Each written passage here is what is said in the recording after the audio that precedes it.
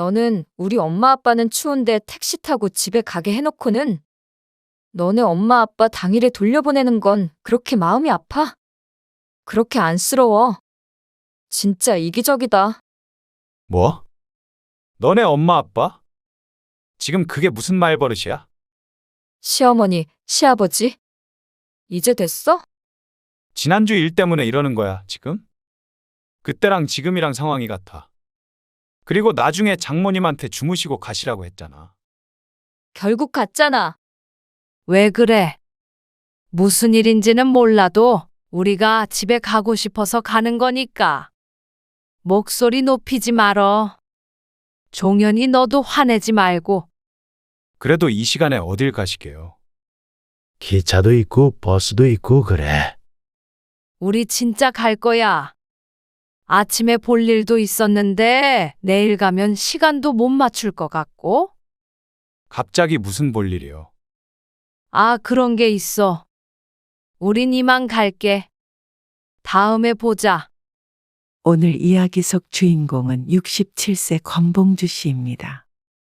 그리고 그녀의 아들과 며느리에 관한 이야기입니다. 늦둥이 아들이 결혼하고 몇 년 뒤 이사한 아들네 집으로 먼 길을 올라간 권 씨와 남편은 당황스러운 경험을 하게 되었습니다. 하룻밤 묵고 오기로 하고 오후에 갔지만 늦은 저녁에 다시 버스를 타고 집으로 향해야만 했습니다. 아들과 며느리의 다툼 소리를 들으니 가지 않을 수 없었습니다. 그리고 권 씨 부부가 늦은 시각 5시간 걸려서 다시 집으로 돌아와야 했던 그 이유가 황당했습니다. 사돈네도 왔다가 당일에 갔으니 권 씨 부부도 공평하게 그렇게 해야 한다는 며느리. 하지만 사돈네는 아들네 집과 차 타고 10분밖에 걸리지 않는 위치였고 권 씨네와는 사정이 달랐습니다. 아무리 공평한 게 좋고 아들에게 서운한 게 있다고 하지만 그렇다고 멀리서 올라간 시부모를 어쩜 그리 쫓아내듯이 할 수 있는지 몰랐습니다. 반반 결혼했으니 뭐든 공평해야 한다는 그 말이 어폐가 있었습니다. 그렇다면 만약 둘 중 하나가 집을 전부 해갔다면 상대방은 집에 발도 들이면 안 된다는 말인가 싶었습니다. 이렇게 서로에 대한 배려 없이 살 거면 요즘 사람들은 뭐하러 결혼하나 하는 생각도 들었습니다. 권 씨는 딸 둘에 아들 하나를 낳았습니다. 막내인 아들은 늦게 낳은 편이라 큰딸과 아들은 8살 차이가 났습니다. 그러니 거의 누나들이 업어 키우다시피 했죠.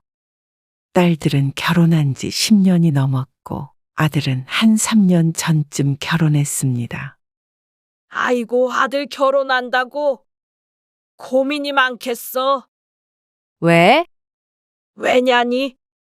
나는 우리 아들내미 결혼시킬 때 기둥뿌리 하나 뽑았어. 정말? 우리 딸들 결혼시킬 때는 안 그랬는데. 딸이니까 그렇지. 아무리 시대가 달라졌어도 아들내미 장가 보내는 게 아무래도 부담이 되지.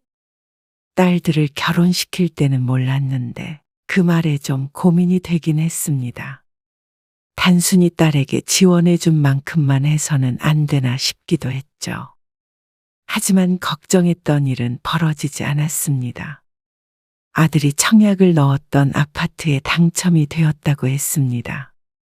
그래서 어느 정도 안심이 되었고 상견례에서 만난 사돈도 별다른 요구를 하지 않았습니다.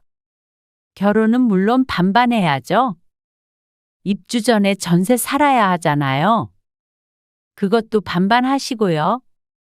그 아파트도 딱 반 내도록 할게요. 안사돈이 당연하다는 듯이 말했습니다. 아들도 모아둔 돈도 꽤 된다고 했으니 권 씨 부부의 짐이 그리 무겁지가 않은 것 같았습니다. 딸들 결혼시키고 몇 년간 막내 장가 보내기 위해 마련해 둔 것이면 충분할 듯 했죠. 그런데 결혼식 땡하면 안 보고 그러지 마시고요. 가끔 연락도 하고 만나서 식사도 하고 그렇게 지냈으면 하네요. 애들이라는 공통점이 있는 사람들이잖아요, 우리가. 박 바깥사돈이 사람 좋은 웃음을 지으며 말했습니다. 사돈 내외의 첫인상은 다소 차가워 보였는데 대화를 나눠보니 그렇지도 않았습니다. 권씨 부부와 나이 차이는 났지만 사돈의 말처럼 잘 지낼 수 있을 것 같았습니다. 넉살 좋은 바깥사돈이 그 자리에서 서로 전화번호까지 교환을 했습니다. 긴장했던 상견례가 예상보다 부드러운 분위기에서 끝났습니다. 그래서 아들이 결혼 뒤로 권씨 부부와 사돈네는 가끔 통화를 했습니다. 자식들에게 특별한 일이 있을 때나 명절 정도였지만 그래도 다른 사돈지간들보다는 친근하게 지내는 듯 했습니다. 집은 좋아? 하긴 새 집이라 당연히 좋겠지. 좋죠. 장모님 이번 주에 토요일에 오시기로 하셨어요. 엄마 아빠도 같은 날 오시겠어요? 아, 그때는 네 아빠 병원 가는 날이야. 그 다음 주에 갈게 그럼. 아들이 결혼한 지 3년 정도가 되었는데 아직 한 번도 방문한 적이 없었습니다. 거리가 너무 멀기도 했고 명절에는 얼굴 볼 수 있으니 굳이 갈 필요를 못 느꼈습니다. 그런데 아들이 이사한 아파트에서 집들이를 하겠다고 했습니다. 그래도 처음으로 자기 집을 장만한 거라 설렌 듯한 모습에 권씨 부부도 큰맘 먹고 가기로 했죠. 올라갈 때 고춧가루 좀 가지고 갈까 하는데. 너희 필요해? 잘 모르겠네요. 이따가 미니 오면 물어볼게요. 아니, 안 사도는 내가 드리기로 했걸랑. 그래서 가져가는 김에 너희도 필요하면 주려고 했지. 장모님이요? 지난번에 샀는데 중국산 같다고 그래서. 우리 거 좀 드리기로 했거든. 아, 정말요? 너희 집에 갖다 놓으면 나중에 네가 안사돈 갖다 드려. 가까우니까. 네. 알겠어요. 집은 문제 없지? 요즘 하도 부실 공사가 문제잖아. 없죠. 아, 보일러가 조금 이상하긴 한데. 뭐? 겉봐라. 날 추운데 얼른 고쳐달라고 해야지. 이게 절차가 있나 봐요. 근데 되긴 돼요. 고장난 건지 아닌지 모르겠어요. 사용법을 잘 몰라서 그런 거일 수도 있고요. 그래? 얼른 확인해달라고 그래. 그리고 그 다음 주가 되었을 때 사돈에게서 전화가 걸려왔습니다. 여보세요. 안 그래도 고춧가루 때문에 연락 드리려고 했거든요. 고춧가루요? 지난번에 저희 집 고춧가루 좀 달라고 그러셨잖아요. 아, 네. 그랬죠? 그거 이번에 들고 갈게요. 나중에 종현이 시켜서 받으시면 돼요. 아, 참. 주말에 잘 있다가 오셨어요?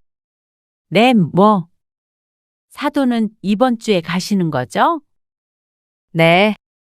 이것저것 챙기느라 정신이 없네요. 그래요? 근데 사돈, 거기서 자고 가시겠죠? 갑자기 바뀐 주제에 어리둥절했습니다. 아, 네. 종현이가 자고 가라고 그러더라고요. 네, 뭐, 그렇겠죠? 아무래도 거리가 머니까. 아이고. 멀긴 진짜 멀죠. 그래서 어지간하면 저희는 안 올라가는데, 그래도 어떻게 사는지 한 번은 봐야 되는 것 같기도 하고 그래서요. 네. 그러세요? 근데요, 그 고춧가루 말이에요. 네. 안 주셔도 될 것 같아요. 아, 왜요?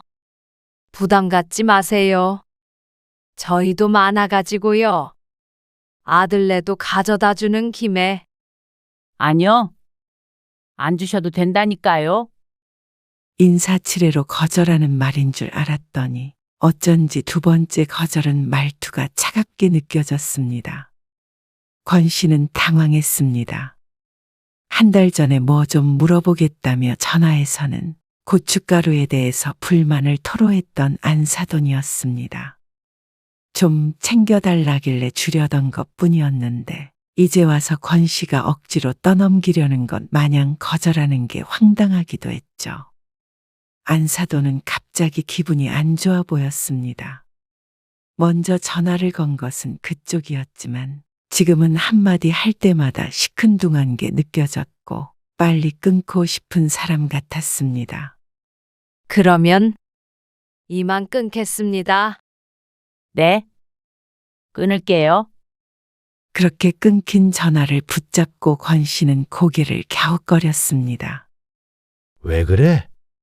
사돈이 뭐라 그러는데 그런 표정이야? 아니야. 그냥 아무것도 아니야. 하지만 뭐라고 한 것도 아니고 말투로 꼬투리를 잡긴 애매했습니다. 고춧가루로 사돈은 안 받아도 된다네. 그래? 그러면 애들 거만 챙겨. 그리고 권 씨는 이내 잊어버렸습니다. 이상하다고 생각했던 것도 잠시였고 별스럽지 않게 생각했습니다.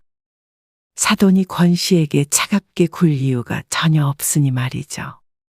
그리고 권 씨 부부는 토요일 오전 11시쯤 집을 나섰습니다. 버스를 타고 가면 저녁 먹기 전쯤 도착할 것 같았습니다. 아이고, 차 타고 갈 걸 그랬나? 짐을 바리바리 싸들고 가니 힘에 부친 남편이 숨을 몰아쉬며 말했습니다. 그 긴 시간 당신이 어떻게 운전을 해? 눈도 침침한데 아, 그 정도는 아니야. 그러게 조금만 가지고 가자니까. 그래도 시골에서 올라가는데 양손이 가벼우면 되겠어? 요즘 애들 밥도 잘 안 해 먹는데잖아. 그렇게 말하는 권 씨가 든 가방 안에도 반찬이 몇 가지 있었습니다.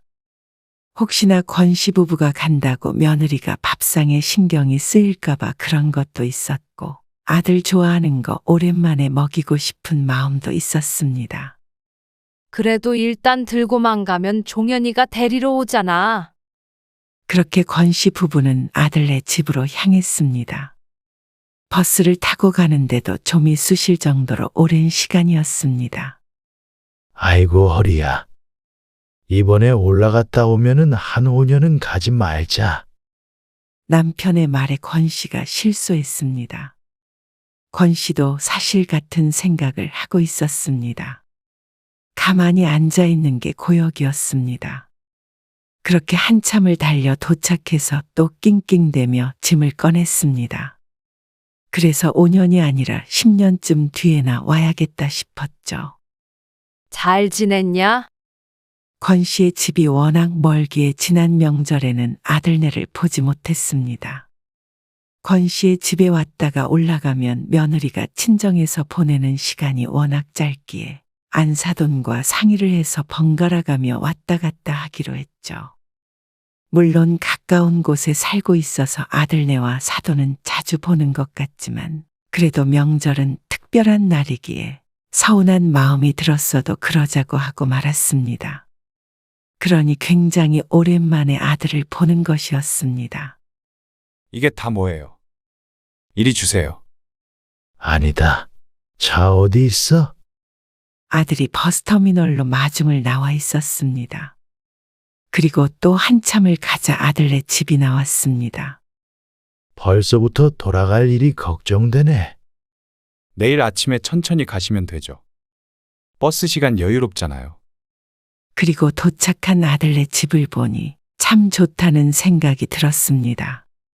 누나들과는 달리 20살 때부터 부모와 떨어졌고 너무 멀리 살아서 늘 마음이 쓰이는 막내였는데 아늑한 집에서 가정을 꾸리고 살고 있으니 안심이 되는 기분이었습니다.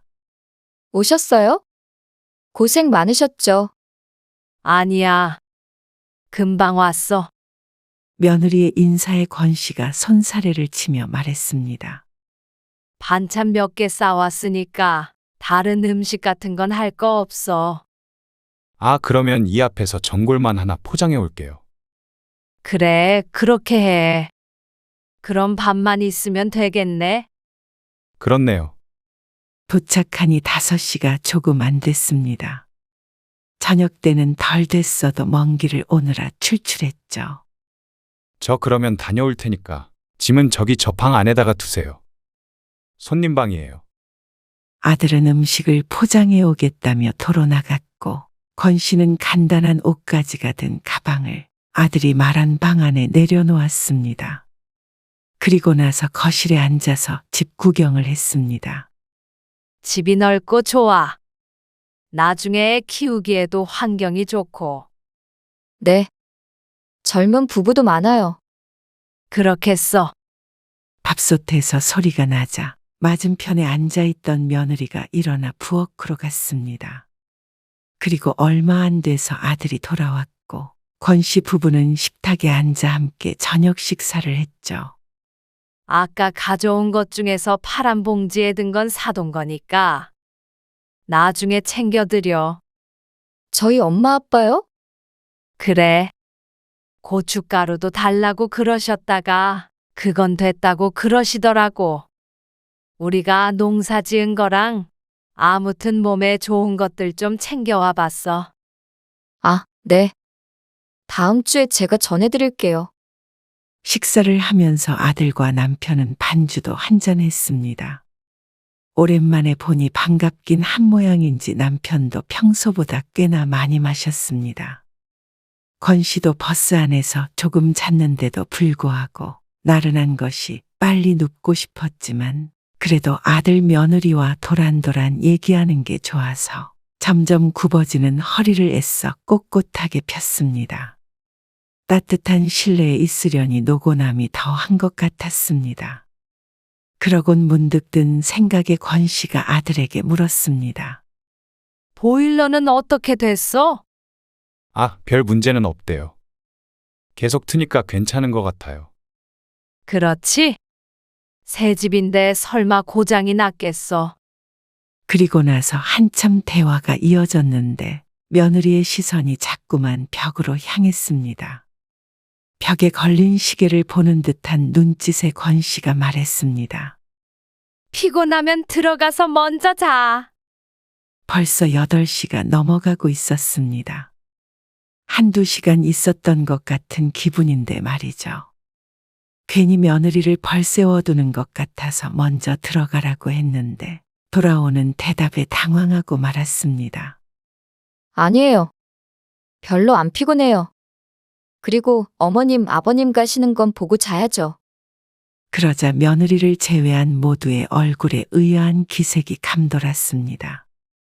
권 씨 부부가 가는 걸 보고 간다면 내일 아침까지 안 자겠다는 말일까? 아니면 오늘 저녁에 가라는 말일까? 권 씨 부부는 이곳에서 하룻밤 묵고 가는 걸로 알고 있었습니다. 그러니 짐까지 챙겨온 것이고 말이죠. 그런데 남편의 얼굴을 보니 마찬가지 생각을 하는 것 같았습니다. 하지만 며느리의 해맑은 표정을 보자 권 씨 부부는 자신들이 잘못 알았나 싶었습니다. 엄마 아빠 주무시고 가시잖아. 근데 가시는 걸 보고 잔다고? 그런데 아들도 권 씨처럼 어리둥절한 표정이었습니다. 내가 엄마 아빠 자고 가신다고 했잖아. 아, 그랬어? 처음엔 권 씨 부부도 아침 일찍 갔다가 저녁 때 돌아올 계획이었습니다. 하지만 그래도 서운하니 하루는 자고 가라는 말에 늦게 출발했던 것이었습니다. 낮부터 종일 있기엔 아들 며느리가 힘들 것 같아서 말이죠. 그런데 우리 내일 아침에 나가야 하잖아. 10시잖아. 엄마 아빠도 그때 같이 나가시면 되지. 아, 나는 오늘 가시는 줄 알고 이불도 안 빨아놨는데 이불 깨끗한데 뭐. 내일 아침에 식사할 것도 없고. 그러자 아들이 당황한 듯 권 씨 부부를 번갈아 쳐다보았습니다. 잠시만 얘기 좀 하자. 그러더니 며느리를 데리고 안방으로 들어갔습니다. 이게 무슨 일이야? 권 씨도 당황스러웠습니다. 아들 며느리가 얘기가 안 된 것인지 몰라도 어쨌거나 권 씨 부부가 이곳에서 묵고 가는 게 부담스러운 상황이 된 것은 맞는 것 같았습니다. 일을 어째? 이미 시간이 너무 늦은 듯 했습니다. 이럴 줄 알았으면 좀 더 빨리 일어나야 했습니다. 아니면 좀 더 일찍 오던가 말이죠. 어쨌거나 펑 난감해졌습니다. 그런데 조용하던 안방에서 아들 며느리의 목소리가 새어나오기 시작했습니다. 서로 언성이 높아지고 있는 모양이었습니다. 아빠 약주도 하셨는데 어떻게 이 시간에 보내? 당연히 여기서 자고 가야지. 그러니까 일찍 일어나셨어야지. 나는 당연히 돌아가시는 줄 알았지. 무슨 말 하는 거야? 예전에 얘기 다 했던 거잖아. 우리 엄마 아빠도 안 자고 가셨잖아. 뭐? 그 얘기가 왜 나와? 상식적으로 이 시간에 거기까지 돌아가시라고 하는 게 말이 돼? 거의 우리나라의 끝과 끝이었습니다. 아들의 목소리에 권 씨가 다시 한번 시계를 보고 가늠해 보았습니다. 지금 바로 나간다고 하더라도 새벽에 도착할 수밖에 없었습니다. 한숨이 절로 나왔습니다. 아들 며느리의 대화가 어떻게 결론이 나도 권 씨 부부가 이곳에서 자는 건 참 눈치가 없는 행동이 아닐 수 없었습니다. 다툼이 길어지자 남편이 자리에서 일어났습니다. 그리고 나서 작은 방에 있던 짐을 주섬주섬 챙기기 시작했죠. 가게? 아, 그럼 가야지. 여기서 자. 버스 타고 가게? 일단 터미널로 가봐야지. 그 말에 권 씨도 같이 짐을 들었습니다. 그러자 얼마 안 돼서 아들 내외가 안방 문을 열고 나왔습니다. 거실에 가방을 들고 서 있는 권 씨 부부를 보자 아들의 얼굴이 붉어졌습니다. 잠시 말이 없던 아들은 권 씨 부부가 자신들의 대화를 들었다는 사실을 눈치챈 듯 했습니다. 가시게요? 목소리가 좋지 않았고 표정은 더더욱 나빴습니다. 아니, 왜 벌써 가시려고요? 권 씨와 남편은 마음에도 없는 말을 했습니다. 시간이 늦었잖냐? 우리도 올라오면서 좀 고민을 했어. 그냥 오늘 내려갈까 하고. 그래. 하루 자고 내일 갈 생각하니까 너무 막막하네. 그냥 오늘 늦게라도 가서 내일 하루 푹 쉬는 게 나을 것 같아. 집 잘 구경했고, 잘 먹고, 잘 있다 간다. 남편의 마지막 말에 아들의 표정이 와락 구겨졌습니다. 그러더니 울컥한 마음을 짓씹으며 말했습니다. 그냥 주무시고 가세요. 그러자 이번엔 며느리의 표정이 일그러졌죠. 며느리는 권 씨가 대답하기도 전에 먼저 입을 열었습니다. 너는 우리 엄마 아빠는 추운데 택시 타고 집에 가게 해놓고는 너네 엄마 아빠는 당일에 돌려보내는 게 그렇게 마음이 아파? 그렇게 안쓰러워. 진짜 이기적이다. 며느리의 입에서 나온 말에 권 씨는 깜짝 놀랐습니다. 말의 내용은 둘째치고 4살 연상인 아들에게 너라고 하는 것도 그렇고 권 씨 부부의 면전에다가 너네 엄마 아빠라고 칭하는 며느리가 놀라울 따름이었습니다. 그리고 아들도 그런 며느리에게 화가 난 듯 했습니다. 뭐? 너네 엄마 아빠? 지금 그게 무슨 말버릇이야? 시어머니, 시아버지. 이제 됐어? 지난주 일 때문에 이러는 거야, 지금? 그때랑 지금이랑 상황이 같아.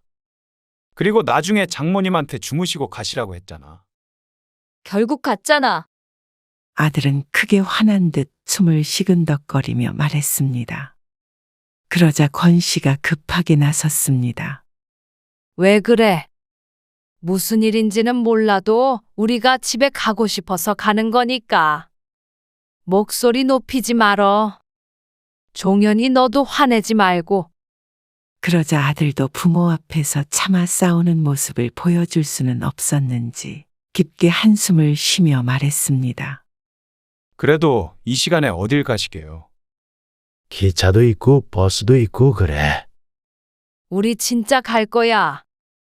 아침에 볼 일도 있었는데 내일 가면 시간도 못 맞출 것 같고. 갑자기 무슨 볼일이요? 아, 그런 게 있어. 우린 이만 갈게. 다음에 보자. 권 씨 부부가 신발을 신고 나서며 말하자 아들이 다급하게 따라서 신발을 신었습니다. 차라리 제가 모셔다 드릴게요. 뭐? 집까지? 네, 아이고, 너 술 먹었잖냐? 그러자 아들이 아차 싶은 표정이었습니다. 우린 이만 가보마. 권 씨가 며느리를 향해 인사를 하고 나왔습니다. 아들이 쫓아오며 말했습니다. 이렇게 어떻게 보내요? 침통해 보이는 얼굴에 권 씨는 애써 미소 지었습니다. 뭘 어떻게 보내? 택시 타고 가서 버스 타면 집인데. 아니면 근처 호텔이라도 잡아 드릴게요. 아거 참. 이럴 시간에 들어가 봐. 싸우지들 말고. 사실 지난주에 장모님이랑 장인어른 오셨을 때요. 제가 택시 타고 댁에서 주무시는 게 어떻겠냐고 했더니 미니가 자기도 똑같이 복수하겠다고 이러는 거예요. 뭐야? 사돈네를 그냥 보냈어? 아니, 왜? 아니, 제가 장모님 계신 게 싫어서 그런 게 아니고요. 그러면서 지난주에 있었던 일을 설명하는 아들. 집에 도착하자마자 안사돈이 그때부터 머리가 아프다고 했다는 것이었습니다. 새집 증후군 얘기를 하고 냄새도 난다며 계속 불편해했고 아들은 고민이 되었다고 했습니다. 근데 그때 또 보일러가 이상했잖아요. 날도 춥고 장모님이 힘들어 하시니까 저도 장인어른이랑 장모님 배려한다고 여쭤본 거예요. 택시 타면 금방이니까 차라리 그게 편하지 않으시겠냐고요. 그래서 결국 11시쯤에 택시 타고 가셨어요. 그래서 며느리가 그런 생각을 하고 있는지는 오늘 알았다는 아들. 자기도 똑같이 엄마 아빠를 돌려보내야 직성이 풀리겠대잖아요. 아들은 괴로운 낯으로 말했습니다. 장인 어른은 오히려 집으로 돌아가시는 걸 좋아하셨고요.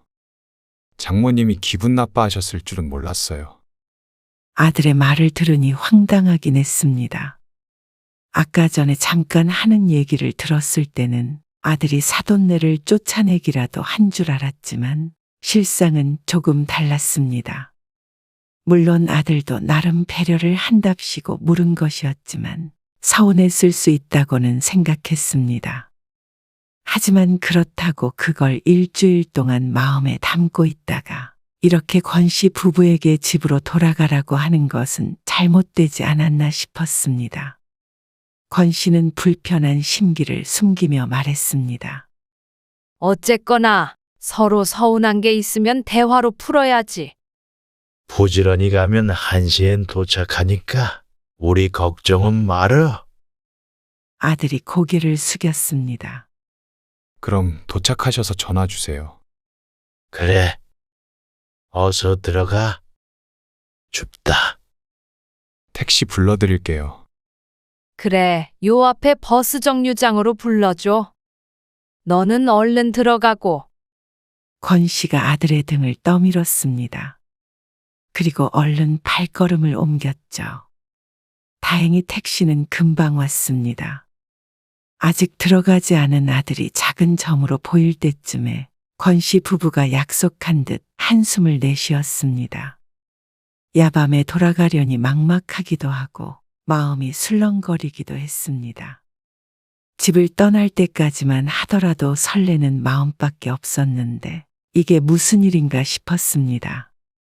다행히 돌아가는 버스가 바로 있었으니 망정이지 아니면 한참 고생할 뻔했습니다. 버스 안에서도 머릿속이 복잡했습니다. 곱씹으면 곱씹을수록 며느리에게 섭섭하고 화가 났습니다. 어떻게 시부모를 이렇게 취급하나 싶었습니다. 그러고 보니 사도나 통화했을 때 조금 이상했는데 지난주에 있었던 일 때문인 듯 했습니다. 그러니 그때 일이 설명이 됐습니다. 아마 아들이 집에서 자는 게 어떻냐고 물어서 기분이 상한 것 같았습니다. 하지만 권 씨만의 생각인지는 몰라도 권 씨가 10분 거리에 살았다면 당연히 돌아갔을 것이었습니다. 잠자리 바뀌는 건 권 씨도 좋아하지 않으니 말이죠. 하지만 남의 속에 들어갔다 나온 것도 아니고 또 내가 안 섭섭하다고 상대도 안 섭섭하라는 법은 없으니 이해는 갔습니다. 그렇지만 중요한 건 그게 아니고 복수를 하기 위해 권 씨에게도 똑같이 행동했다는 며느리의 말이었습니다. 자꾸만 너네 엄마 아빠가 어쩌고 저쩌고 하며 아들에게 화를 냈던 며느리의 얼굴이 떠올랐습니다. 그건 남편도 마찬가지인 듯 자는 것 같지는 않은데 아무 말 없이 내내 눈만 감고 있었습니다. 새벽에 겨우 도착해서 아들에게 전화를 하니 여태 잠을 안 잤는지 전화를 받았습니다. 아직 안 자? 지금 2시가 다 돼가는데. 집에 도착하셨어요? 그래, 어서 자. 그렇게 전화를 끊자 권 씨는 부족한 잠을 채우듯 금방 잠들었습니다. 그리고 다음 날 오전에 웬일인지 안사돈에게서 전화가 왔습니다. 그런데 인사말을 하기도 전에 따지는 듯한 음성이 들렸습니다. 지금 민이 우리 집에 와 있어요. 네? 애들이 어젯밤에 싸웠다는데 애가 울면서 집으로 왔지 뭐예요? 제가 듣자하니 사돈네 때문에 김서방이 우리 민이한테 화를 냈다는데. 아니 그게 화낼 일인가요? 권 씨는 대답하지 않고 잠자코 있었습니다. 아들을 어떻게 가르치셨으면 그렇게 이기적인지 몰라요? 우리를 먼저 안 재워준 건 대개 아들이에요. 자기랑 똑같이 한 애를 낳으라면 자기 얼굴에 침 뱉는 거 아닌가요? 안사돈이 씩씩거리며 말했고 건너에선 말리는 듯한 바깥사돈의 음성도 들리는 것 같았습니다. 어제 속에서 천불이 나서 잠도 제대로 못 잤네요. 저도 종현이한테 들었는데 그날 머리도 아프다 그러고 힘들어 하셨다면서요. 그리고 보일러도 제대로 안 돼서 걱정돼서 그렇게 여쭤봤다는데 어떻게 그걸 가지고 뭐라고 그러실 수가 있어요?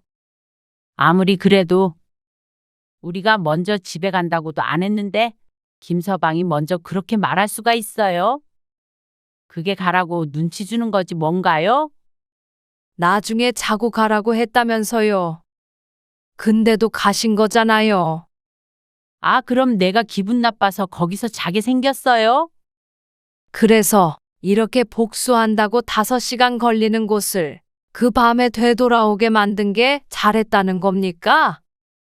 그런 걸 떠나서 시작은 김서방이 했다는 거죠. 내 참, 살다 이런 일이 있을 줄은 몰랐네요. 어떻게 신혼의 애를 울면서 친정으로 오게 만들어요? 당장 와서 무릎 꿇고 사과하라고 전하세요. 기가 막혀서 말이 안 나왔습니다. 내가 우리 딸 서러운 꼴 당할까봐 꼭 반반씩 하자고 했던 거예요. 뭐든 공평해야죠. 택시 타고 10분이랑 버스 타고 5시간이랑 그게 공평해요? 사돈은 여태 자식을 그렇게 가르쳤나 보죠? 당하면 늘 그대로 복수해 주라고. 어른한테도요. 아니요. 당하면 2배, 3배로 돌려주라고 가르쳤는데요. 내 딸이 워낙 말을 잘 듣네요. 헛웃음이 나왔습니다. 며느리가 누굴 닮았는지 알 것 같았습니다. 이제 보니 제 아들도 걱정이네요. 시부모한테 너네 엄마 아빠라고 하는 버릇없는 며느리와 함께 살 거 생각하니까 미래에 낳을 자식도 걱정이 되고요. 어쨌거나 애들 일은 애들이 알아서 하게 두겠습니다. 그리고 전화를 끊어버렸습니다. 속이 펄펄 끓고 있는 것 같았습니다. 괜히 똑같은 사람이 되기 싫어 금방 끊었지만 욕이라도 한 바가지 해주고 싶은 기분이었습니다. 다만 그랬다가는 아들 얼굴에 먹칠할까 싶어서 꾹 참고 또 참았죠. 만약 아들이 며느리와 화해를 한다고 하더라도 권 씨는 앞으로 며느리 얼굴을 볼 자신이 별로 없었습니다. 며칠 잠잠했습니다. 그래서 아들이 정말 사돈네 가서 무릎이라도 꿇었나 싶었습니다. 그런데 얼마 뒤 정반대의 소식을 들었습니다. 이혼하기로 했어요. 뭐? 아들의 말에 놀라 되물었습니다. 반반 공평한 게 좋다길래 그냥 반반 갈라서 살자고 했어요. 종현아, 엄마 아빠 때문 아니니까 걱정 마세요. 그냥 살다 보니까 서로에 대해서 더 잘 알게 된 거예요. 집은 내놨고요. 민희는 처가에 가 있어요. 저도 짐 정리해서 나갈 거고요. 너 괜찮은 거야? 제대로 깊게 생각한 거 맞아? 더 생각하고 말고 할 거 없어요. 도저히 이해할 수 없는 일이 일어났으니까 더 이상 같이 살 수 없는 거죠. 단호하게 말은 했지만 목소리가 좋지는 않았습니다. 당연했습니다. 결혼 3년 만에 이혼을 하게 생겼으니 말이죠. 권 씨가 아무 말이 없자 아들이 말했습니다. 혹시라도 민이나 장모님한테 전화 오면 받지 마세요. 그래, 알았다. 아들이 그렇게 마음을 정했다는데 부모가 설득해서 붙여놓을 수는 없었습니다. 권 씨의 무거운 대답에 아들은 전화를 끊었습니다. 그리고 그 얘기를 들은 남편도 한숨을 쉬었습니다. 아들의 말처럼 안사돈에게서 전화가 걸려왔지만 받지 않았습니다. 어떻게 인간과의 관계가 이렇게 순식간에 바뀌나 싶었습니다. 하지만 한편으로는 슬퍼만 할 일은 아닌지도 몰랐습니다. 며느리를 생각하면 아직도 심장이 벌렁거렸고 또 아이를 낳아 그 아이에게 같은 가르침을 준다고 생각하면 고개가 가로저어졌습니다. 어쨌거나 아들이 한 결정이니만큼 존중하기로 했습니다. 마음이 좋진 않지만 더 최악은 피했다고 생각하며 지낼 생각이었습니다. 아들이 현명한 결정을 했겠거니 생각했죠. 그런데 한 달쯤 뒤에 다시 안사돈에게 연락이 왔습니다. 이대로 애들 이혼남 이혼녀 만들 일 있으세요? 김서방 좀 설득해 보세요. 네? 자신의 말로는 꿈쩍도 안 한다며 이제는 권 씨를 이용해 자식들을 화해시킬 생각인 듯 했습니다. 저는 모르니까 가서 무릎 꿇고 빌어보세요. 혹시 모르잖아요. 뭐라고요? 그렇게 끊자 문자 메시지를 보내서 아들의 인성이 어쩌고 부모의 인성이 어쩌고 하는 말을 했습니다. 권 씨는 그걸 보고는 사돈을 차단해버렸습니다. 아마 인연은 여기까지인 모양이었습니다. 끝까지 좋은 모습은 안 보여주는구나 싶었고 차라리 잘 됐다는 생각이 들게 했으니 오히려 고마울 따름이었습니다. 아들은 이혼남이 되었습니다. 처음엔 힘들어하더니 최근 들어서는 새로 장만한 집에 권 씨 부부와 두 누나를 초대했습니다. 그래서 곧 다시 올라갈 예정이었습니다. 그리고 이번에는 지난번 방문과는 좀 다르겠구나 싶었죠.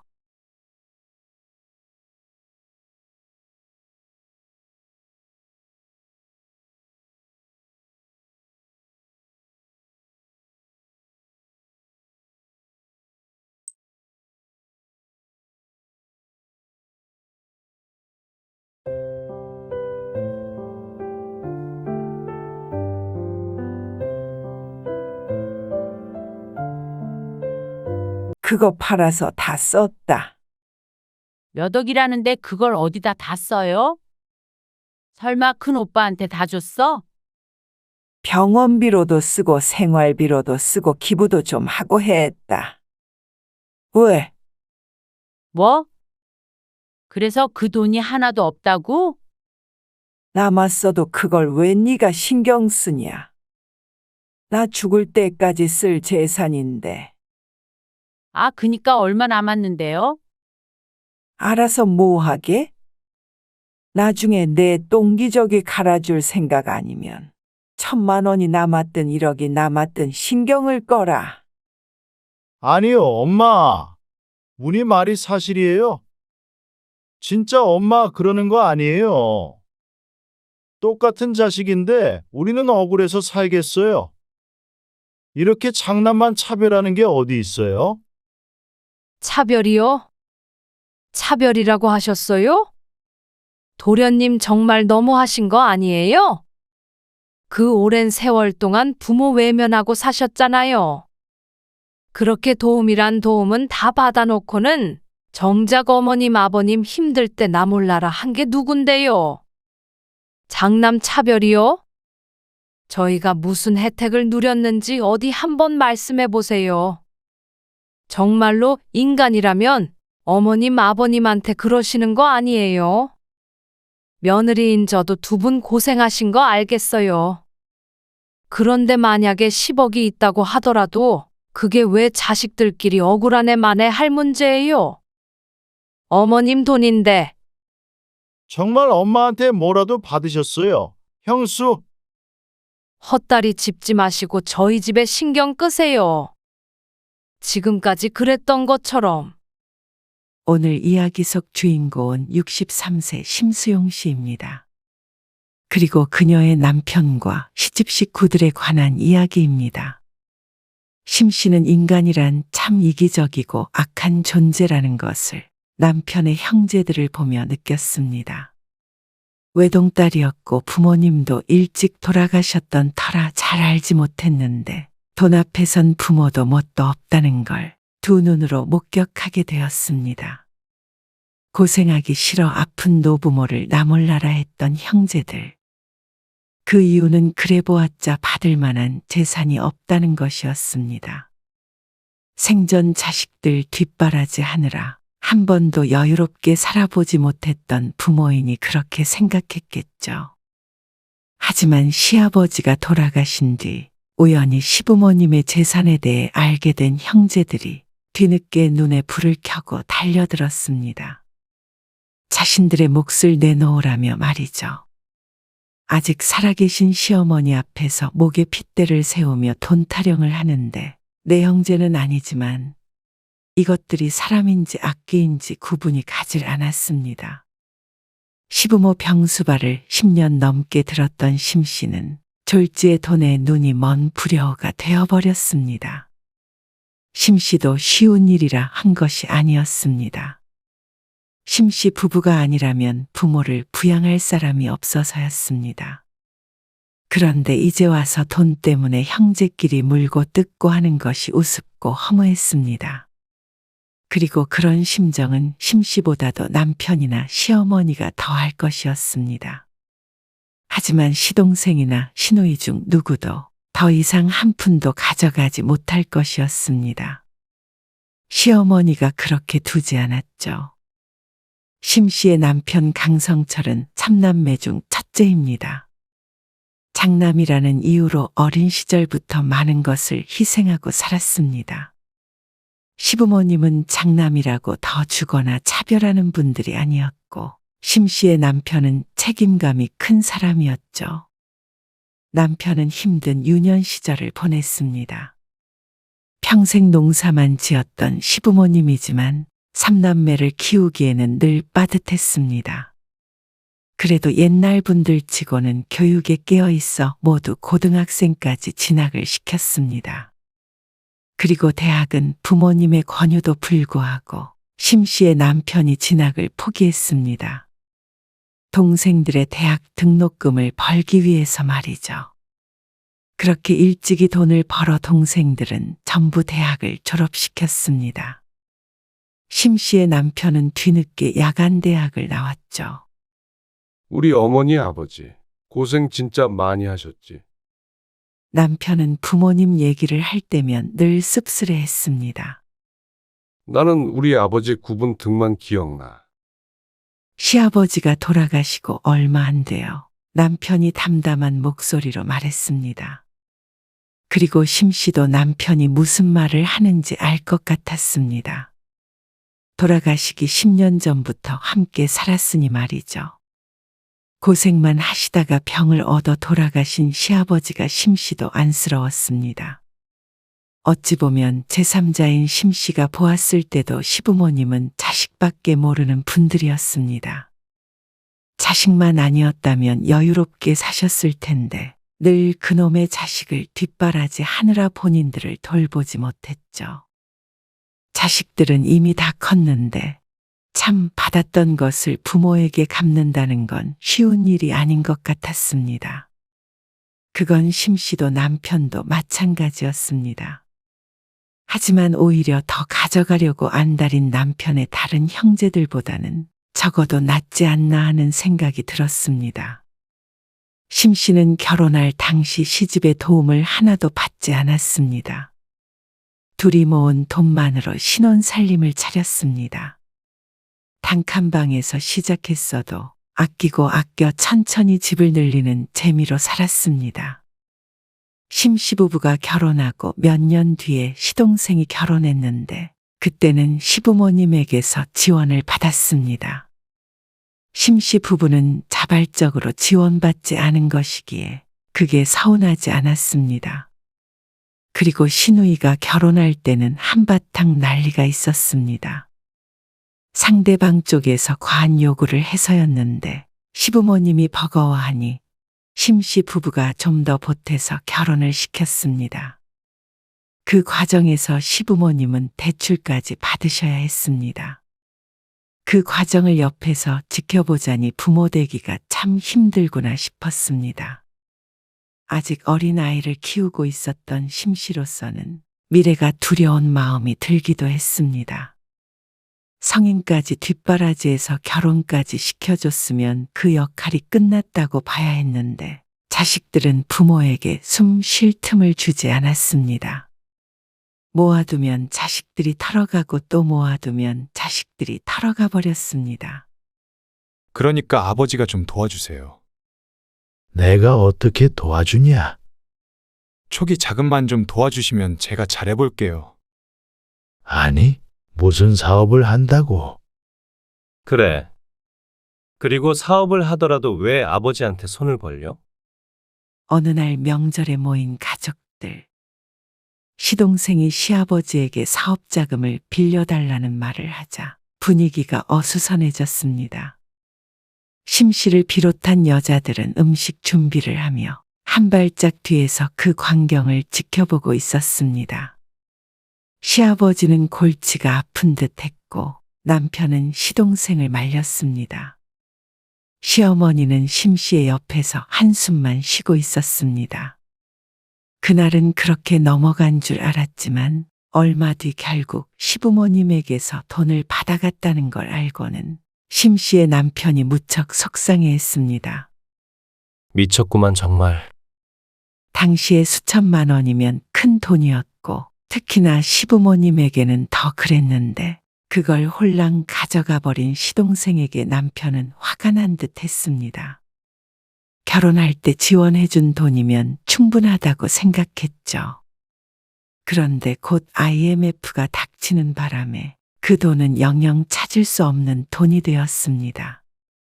금방 성공하는 모습을 보여주겠다며 호언장담을 했던 시동생은 한동안 두문불출했습니다. 실패를 했으면 얼른 뭐라도 해서 가족을 먹여 살려야 할 텐데 임신한 작은 동서도 내팽개치고 폐인처럼 살았습니다. 시부모님도 곧 돌려받을 수 있을 거라 생각한 돈이 사라지자 크게 상심한 것 같았습니다. 하지만 작은 아들이 그 지경을 하고 있으니 돈 얘기는 꺼내보지도 못했죠. 결혼할 때 그렇게 콧대 높았던 시누이의 시집도 IMF에 폭삭 망해버렸습니다. 시누이는 생활고에 시달리며 크고 작게 시부모님에게 손을 벌렸습니다. 하지만 심신해라고 IMF를 피해갈 수 있었던 것은 아니었습니다. 당시엔 안 힘든 사람이 없었습니다. 크고 작은 사업을 하던 사람들 대부분 망했고 회사에 다니던 사람들도 잘리거나 월급을 받지 못했습니다. 심씨의 남편도 그중 한 사람이었죠. 여보, 우리도 아버님한테 좀 도와달라고 해보자. 아버지한테? 아버님한테 빌려서 숨통 좀 트고 그 다음에 다시 돌려드리면 되지. 심씨도 억울했습니다. 남들은 장남에게만 재산을 물려줘서 난리인데 심씨 부부는 맞은데도 더 받는 거 하나 없었고 오히려 동생들 뒤치다꺼리 했으니 말이죠. 먹고 살만 할 때는 아깝지 않았던 돈이 이제 와서는 아쉬워졌습니다. 남편은 잠시 고민을 하더니 고개를 가로저었습니다. 그래도 돈을 벌어도 젊은 우리가 더 낫지. 그리고 손 벌리기 시작하면 한도 끝도 없어. 당신도 나중에 우리 애들이 그런다고 생각해봐.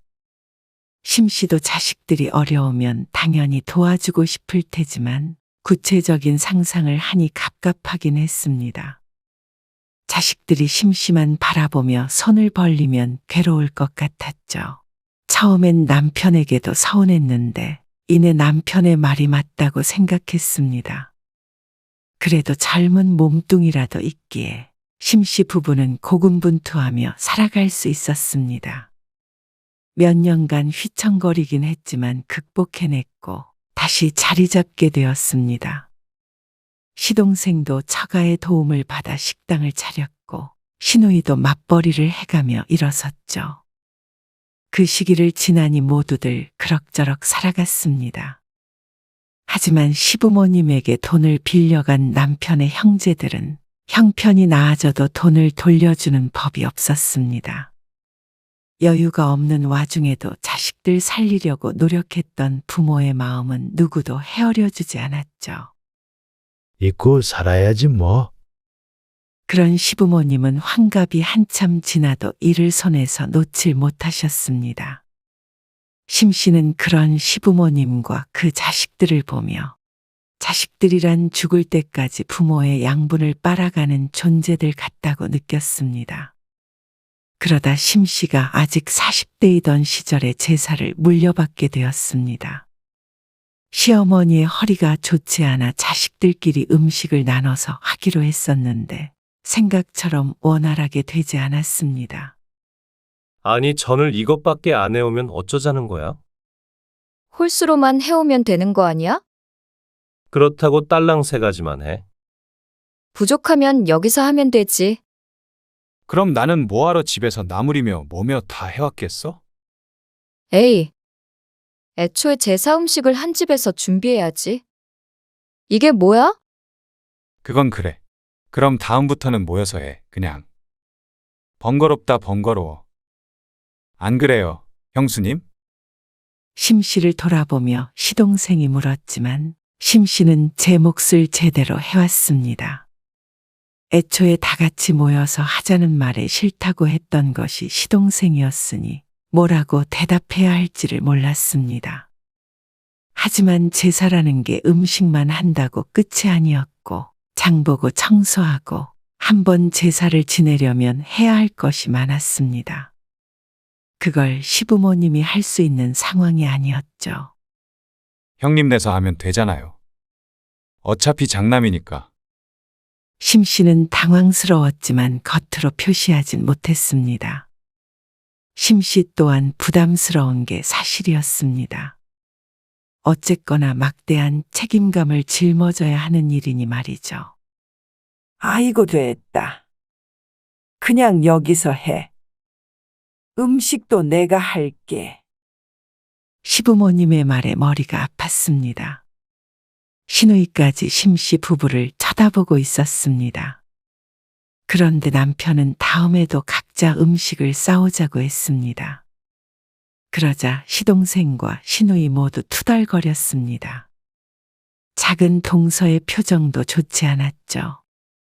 그리고 제사를 한 번 더 지내보고 결국 심씨의 집에서 제사를 지내기로 했습니다.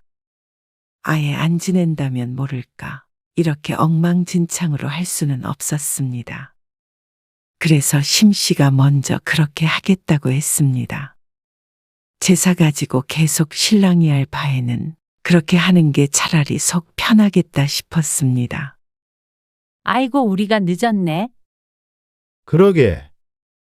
형수님, 이거 다 준비하신 거예요? 시간이 지나도 인간들은 그대로였습니다. 그리고 불만을 표시하면 돌아오는 대답 또한 한결같았습니다. 그래도 장남이잖아요. 맞아. 장님이 괜히 장남이야? 장남이라고 제대로 된 대접이나 받고 그러면 억울하지는 않았습니다. 남편도 심씨가 고생하는 걸 알아서 제사 음식 준비에 적극적으로 동참했지만 아무래도 심씨가 제일 힘들 수밖에 없었습니다. 올해부턴 제사 지내지 말고 명절에도 모여서 밥 한 끼나 먹자. 그래서 그렇게 제사를 중요하게 생각했던 시아버지가 제사를 없애버렸습니다. 아니, 멀쩡히 하던 제사를 왜 없애요? 우리가 지내기도 힘들고 그렇다고 큰애만 고생시킬 수야 있냐. 맏며느리가 맏며느리고 뭐고. 너희는 그동안 준영이 엄마 고생한다고 인사라도 제대로 해봤냐? 평소엔 말이 없던 시아버지가 시동생에게 언성을 높였습니다. 아니, 그래도 아빠, 너도 말 보탤 것 없어. 평소엔 오는 것도 귀찮아하던 놈들이 왜 이래?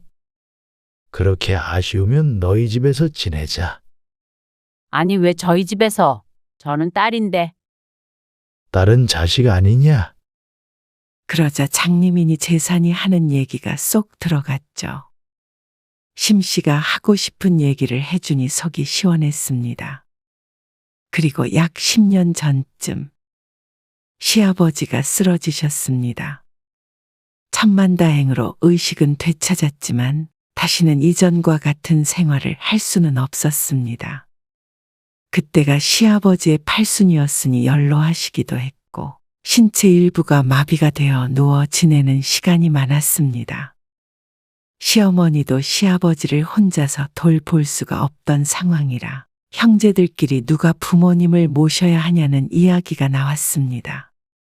이제는 시어머니도 누군가를 돌보기보다는 돌봄이 필요한 때가 되었다고 생각했습니다. 그래서 이참에 합가에 대한 의논을 하기로 했죠. 형님, 아시다시피 우리 집사람이 몸이 좀 약하잖아요. 명절 때만 되면 어디가 아프다 했으니 핑계도 참 좋았습니다. 그래서 우리 집으로 모시는 거는 조금 힘들 것 같네요. 재수 씨 골프도 치고 그러는 것 같던데 몸이 안 좋다고? 그러자 시동생이 크음하며 목을 가다듬었습니다. 아, 몸이 약하니까 운동이라도 하라고 제가 보내는 거죠. 말이나 못하면 덜 얄미울 것 같았습니다. 솔직히 심씨는 시동생이 이렇게 나올 줄 짐작했습니다. 그리고 그건 남편도 마찬가지였는지 한숨을 내쉬었습니다. 하지만 표정이 복잡해지는 것까지 막지는 못했습니다. 심씨는 남편이 무슨 생각을 하는지 알 것 같았습니다. 아무래도 심씨와 비슷한 생각을 했겠죠. 남편이 신우이를 돌아보자 신우이가 어색한 웃음을 흘리며 말했습니다. 오빠도 알잖아. 우리 석현이 이번에도 대학 떨어지면 진짜 큰일 나. 그거랑 무슨 상관이야? 아니 상관이 왜 없어? 집에 아픈 할머니 할아버지가 있는데 애가 어떻게 마음 편히 공부를 해? 여태까진 그렇게 마음 편히 공부를 해서 삼수를 하고 있는지 묻고 싶었습니다.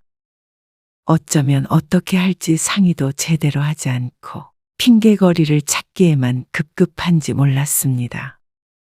다른 사람에 대해서 상의하자는 게 아니고 자신들의 부모인데도 말이죠. 남인 심씨도 마음 쓰이고 심란해서 잠을 설치기도 하는데 정말로 부모가 걱정이 안 되는 것 같아 신기할 지경이었습니다. 평생 자신을 착한 사람이라고 생각해 본 적이 없었는데 꼭 남편의 형제들만 만나면 스스로가 그래도 나은 사람이구나 싶었습니다. 그래서 둘 다 어머니 아버지를 모시고 살지는 않겠다는 말이잖냐? 아니, 형님 왜 말씀을 그렇게 하세요? 안 모시는 게 아니고 못 모시는 거죠. 그러게? 왜 우릴 나쁜 사람을 만들어? 솔직히 나는 오빠가 모시고 살 줄 알았지 당연히. 신우이의 말에 시동생도 맞장구를 쳤습니다. 저도 형님이 오라고 하길래 오긴 했는데요. 사실 이게 이렇게 회의까지 할 문제인가 싶네요. 다른 사람들한테도 한번 물어보세요. 다들 장남이 모셔야 한다고 하지. 하마터면 웃음을 터뜨릴 뻔했습니다.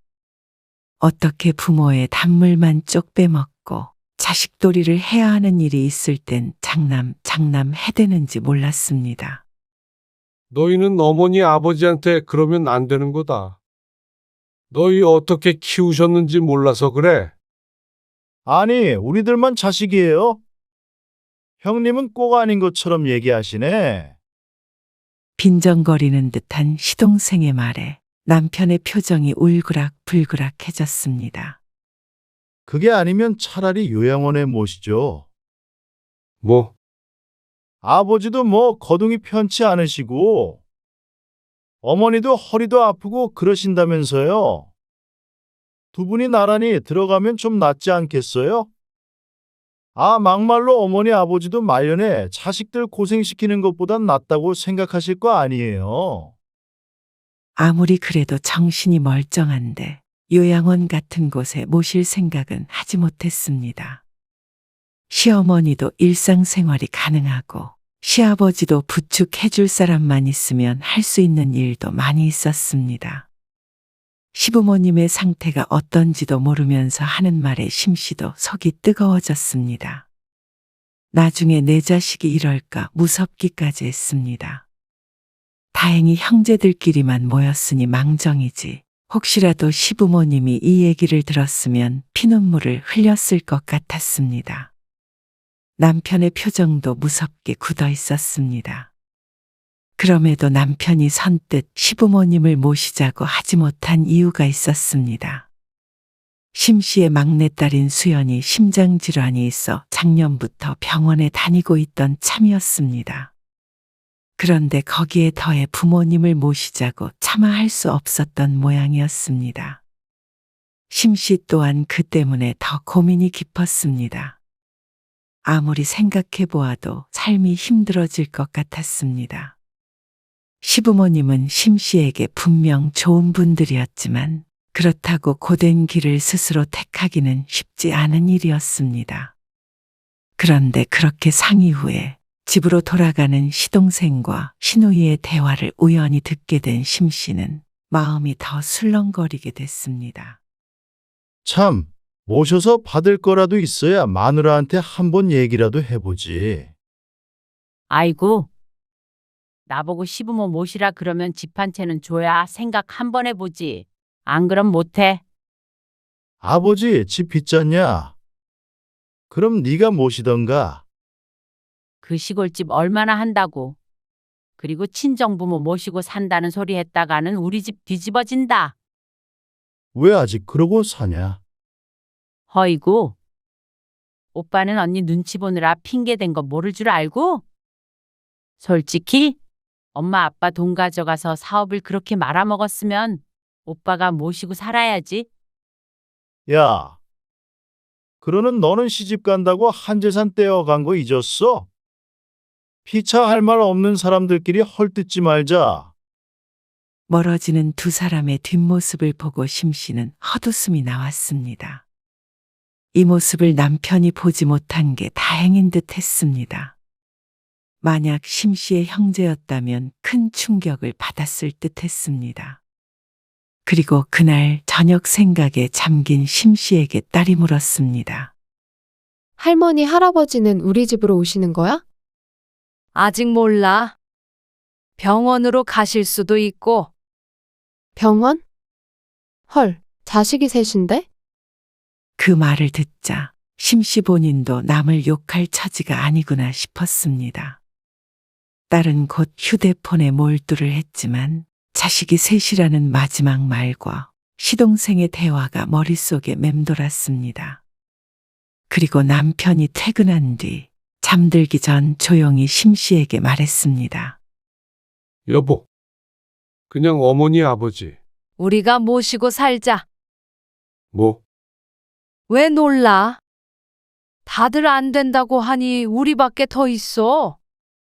수연이야 뭐 건강관리 잘하면 되는 거고. 당신도 어머님 아버님 나한테만 맡기고 나 몰라라 하진 않을 거 아니야? 말도 안 되는 소리지. 부모가 자식 키워줬으니까 자식도 부모 모셔야지 당연히. 수연이는 뭐래? 우리 집으로 오시는 걸로 알고 있던데. 그러자 남편이 옆에 누워 부스럭거리며 얼굴을 쓸어내리는 게 보였습니다. 한참 후에 젖은 목소리로 심씨에게 고맙다고 했습니다. 우리 부모님도 살아계셨으면 당신도 당연히 모시고 살자고 했을 거 알아. 남편은 그런 사람이었습니다. 그래서 그런 사람과 결혼한 걸 늘 다행이라고 생각하며 살았습니다. 그런데 이제 와서 부모를 외면하라고 할 수는 없었습니다. 남편의 동생들은 무척 좋아했습니다. 부모님 사셨던 시골집이라도 팔아서 병원비에 보태라고 선심 쓰는 척하는 그 모습이 아직도 생생했습니다. 그렇게 심씨 부부는 10년 가까이 시부모님을 모시고 살았습니다. 준철아, 이번 주엔 네가 어머니 좀 병원에 모시고 가줘라. 아, 이번 주요. 그래. 나도 몸을 뺄 수가 없고 네 형수도 요즘 바빠. 아이고, 누구는 안 바쁜가요? 문희한테는 전화해 보셨어요? 여행 갔단다. 어쩌죠? 저도 좀 곤란한데. 바쁘냐? 그렇죠. 그러면 어머니 병원은 어떻게? 아, 이거 골치 아프네. 일단 알겠어요. 그래. 좀 부탁한다. 시부모님의 병원 문제도 이렇게 설득하고 부탁을 해야 어쩌다 한 번씩 움직이는 시동생. 그리고 딸이라는 핑계로 자식의 의무는 비껴간다고 생각하는 시누이. 어지간하면 심씨 부부도 부탁도 하고 싶지 않았습니다. 심씨 부부가 시부모님을 모시고 산지 한두 해 지나자 시동생과 시누이를 만날 일이 거의 없었습니다. 이제는 명절에 자기 자식들이 집으로 인사를 온다며 찾아오지 않았습니다. 심씨는 그게 훨씬 좋았습니다. 밥 해줄 입이 줄어들고 얄미운 꼴을 보지 않아도 됐으니 말이죠.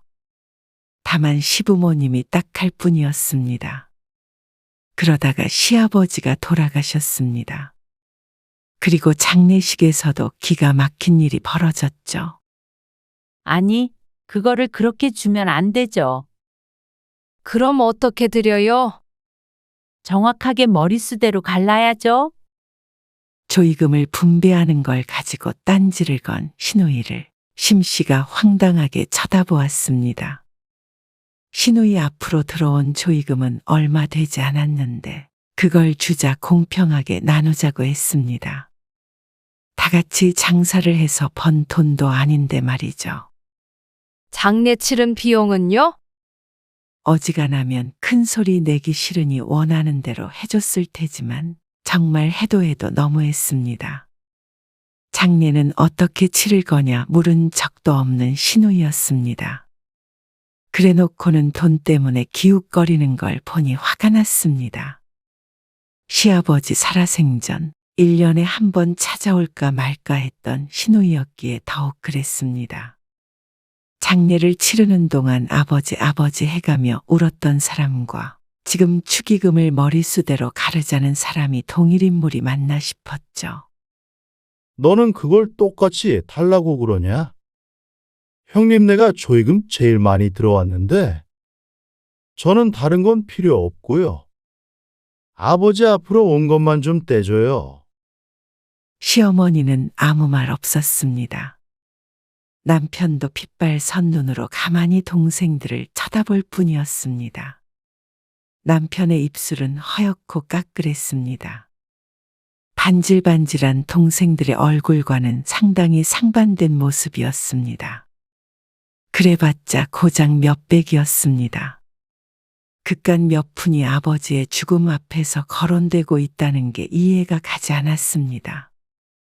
그만하고 너희 목 챙겨서 가라. 시어머니의 한마디에 실랑이를 하고 있던 남매가 멈췄습니다.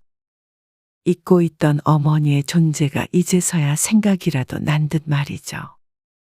역시나 아버지 앞으로 된 재산이 없자 그 뒤론 발길이 뚝 끊겼습니다. 참 한결같은 사람들이라고 생각했습니다. 어찌 보면 장점인가 싶었죠. 그러다 몇 달이 지난 어느 날이었습니다. 신우이에게서 전화가 한 통 왔습니다. 아니, 엄마 앞으로 시골에 땅이 있었어? 신우이의 질문에 시어머니는 말이 없었습니다. 무슨 땅? 내가 여기 근처 지날 일이 있어서 가봤는데 말이야. 엄마 집 할 때 웬 땅도 같이 팔았다던데 맞아?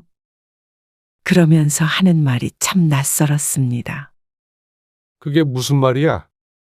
무슨 땅? 아니, 내가 여기 동네 사람들한테 들었다니까. 10년 전에 아버지 돌아가시고 집 할 때 엄마 아빠 농사 짓던 땅까지 같이 팔아서 몇 척 챙겼다고. 그거 우리 거 아니고 빌려서 농사 짓던 거 아니었어? 말도 안 되는 소리를 하냐? 나도 그렇게 생각했는데 사람들이 하나같이 그 소리를 하더라니까. 그 돈 어디 있어? 아니다. 그냥 엄마 바꿔줘봐. 어머니 주무셔. 내가 내일 다시 전화할게. 전화를 끊은 남편이 심씨를 보고 말했습니다. 드디어 정신이 돌았나 보다. 그런데 다음 날 아침 일찍 신우이가 전화를 하지 않고 직접 찾아왔습니다. 그러더니 한다는 소리가 너무 기가 막혀 말이 안 나왔습니다. 이제부터 엄마는 내가 모실게. 황서방도 오케이 했어. 그게 뜬금없이 무슨 소리야? 생각해보니까 꼭 장남만 부모를 모시라는 법이 없는 거잖아. 어이가 없어서 대꾸도 못하고 있자 뒤에서 시어머니가 대신 대답을 했습니다. 그래, 내 앞으로 땅이 있었어. 근데 진작에 그거 팔아서 다 썼다. 몇 억이라는데 그걸 어디다 다 써? 심씨는 어리둥절해서 시어머니와 신우이를 번갈아 쳐다보았습니다. 설마 오빠한테 다 줬어? 그러자 남편은 더 황당하다는 듯이 말했습니다.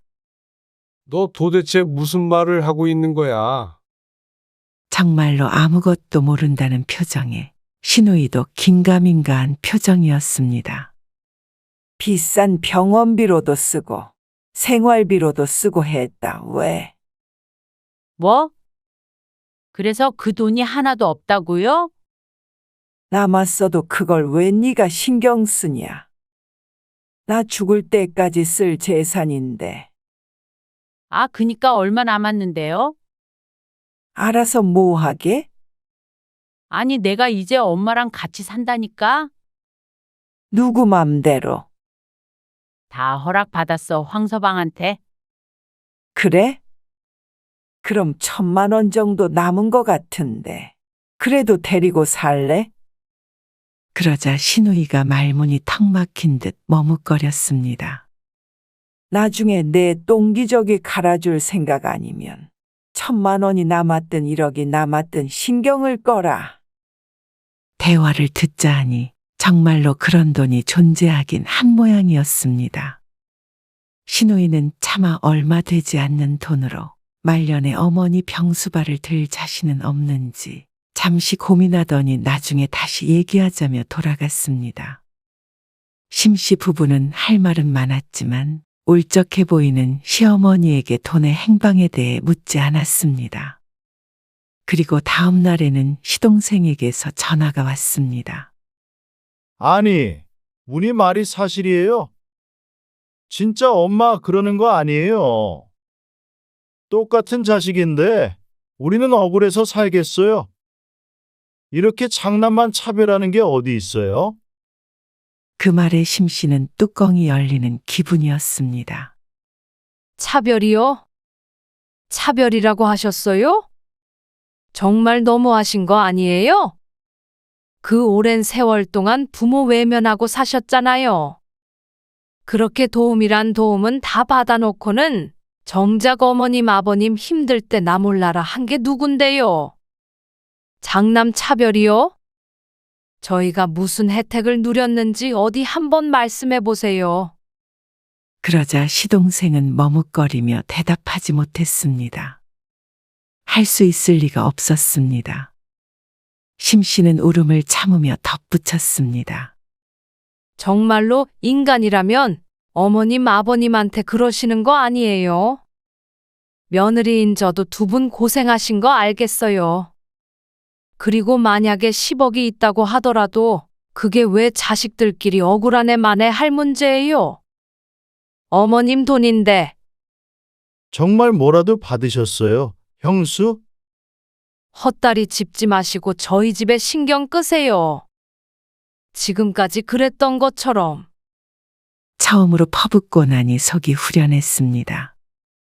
뒤늦게 시어머니 눈치를 봤지만 아무 말 하지 않으셨죠.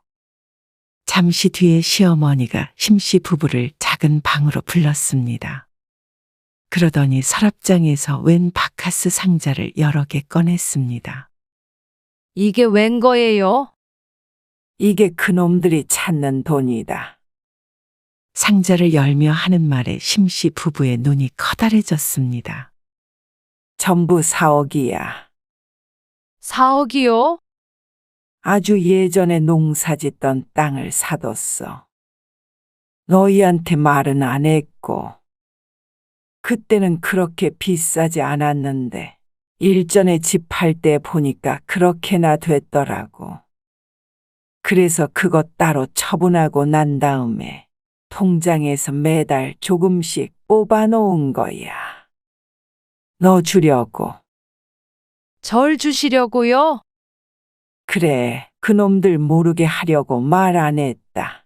나 생활비 할 건 따로 있으니까 그건 걱정 말고. 이거 너희 해라. 내가 썼다고 하면 아무도 모르는 돈이야. 은밀하게 속삭이는 시어머니를 당황스러운 표정으로 쳐다보았습니다. 심씨는 까맣게 몰랐습니다. 함께 생활하면서도 말이죠. 이것밖에 못 줘서 미안하다. 젊어서 그놈들 안 도와줬으면 그래도 더 남겨줬을 텐데. 아니에요. 어머니, 이걸 저희가 어떻게 받아요?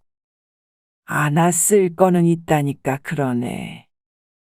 내가 이 나이에 이 돈을 어디다 써? 여태 늙은이들 잘 보살펴준 대가라고 생각해.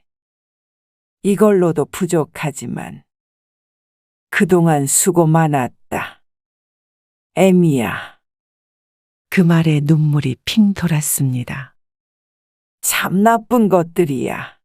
지들도 똑같이 자식한테 당해봐야 후회하겠지. 시누이와 시동생은 번갈아 가면서 전화를 해 닥달했습니다. 돈 내놓으라고 말이죠.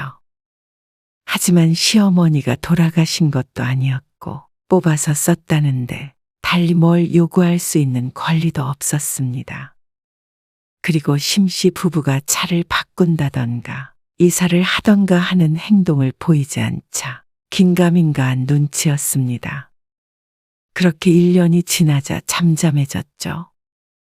시어머니의 나이는 이제 87세였고 아직까지 심씨 부부와 같이 살고 있었습니다. 허리가 여전히 안 좋은 걸 빼고는 대체로 건강하신 편이었습니다. 그래서 지금까지 큰 어려움 없이 오순도순 살고 있습니다. 그리고 듣자 하니 시동생은 사업 실패로 작은 동서와 별거를 하고 있다고 들었고 시누이의 자식은 결혼 문제로 크게 다툰 상태라고 했습니다. 그 말에 시어머니는 고개만 젓고 말았고 심씨도 신경을 껐습니다. 그런 사람들 걱정은 되지도 않았고 이제는 누구도 가족이라고 생각하지 않았습니다. 너희는 나 죽으면 꼭 복받기 위해서 잘 말해주마. 심씨의 시어머니는 늘 눈을 마주치면 말했습니다. 아이고, 그럼 최대한 늦게 말씀해 주세요. 시동생이야 어찌 살던지 심씨의 가족만 행복하면 됐습니다.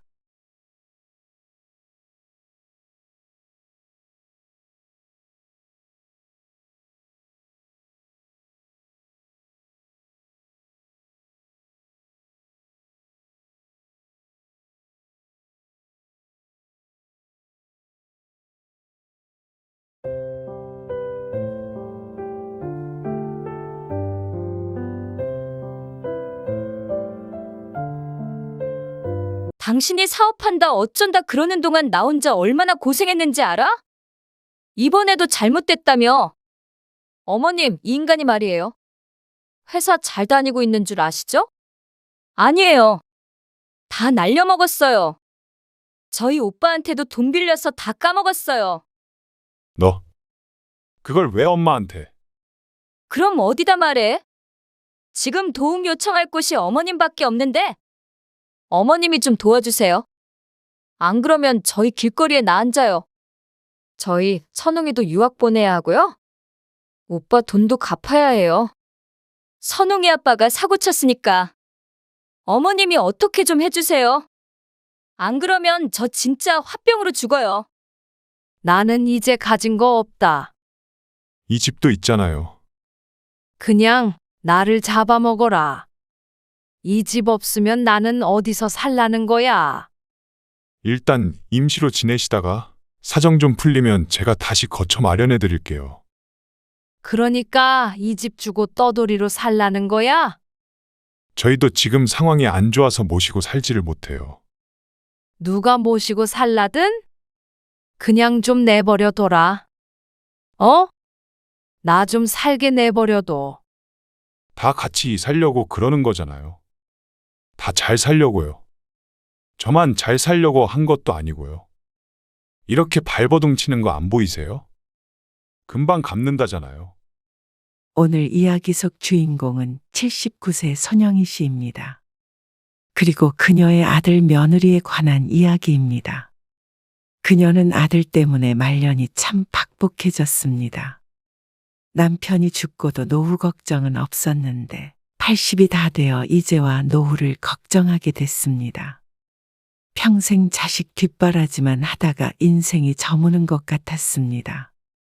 병든 몸이니 얼마나 더 살지는 모르겠지만 그래도 아들 때문에 말년에 비참하게 살다 가고 싶지는 않았습니다. 엄마가 아프다는데도 집을 팔아서 사업자금을 대달라는 아들. 그리고 그 와중에 손주 유학 좀 보내달라는 며느리. 그렇게 헌신하며 키웠던 결과가 바로 이것이었습니다. 손 씨는 삶이 허무해졌습니다. 그리고 후회됐습니다. 부모는 안중에도 없고 자신들의 아니만 중요해 보이는 아들 며느리가 이제는 사람처럼 보이지 않았습니다. 인두겁을 쓰고 어떻게 이럴 수가 있는지 몰랐습니다. 돈을 가져갈 때는 세상에 다시 없을 효자처럼 굴고 뒤돌아서면 금세 부모의 존재를 잊어버리는 자식들. 내 자식이 평생 이룬 것을 내줄 수 있었는데 부모와 자식 마음이 참 다른 것 같았습니다. 그래서 손 씨는 자식을 피해 가기로 마음먹었습니다. 이제와 노인네 욕심이라고 할 수도 있겠지만 손 씨는 말년이라도 좀 마음 편히 살고 싶을 뿐이었습니다. 손 씨는 아들이 하나 있었습니다.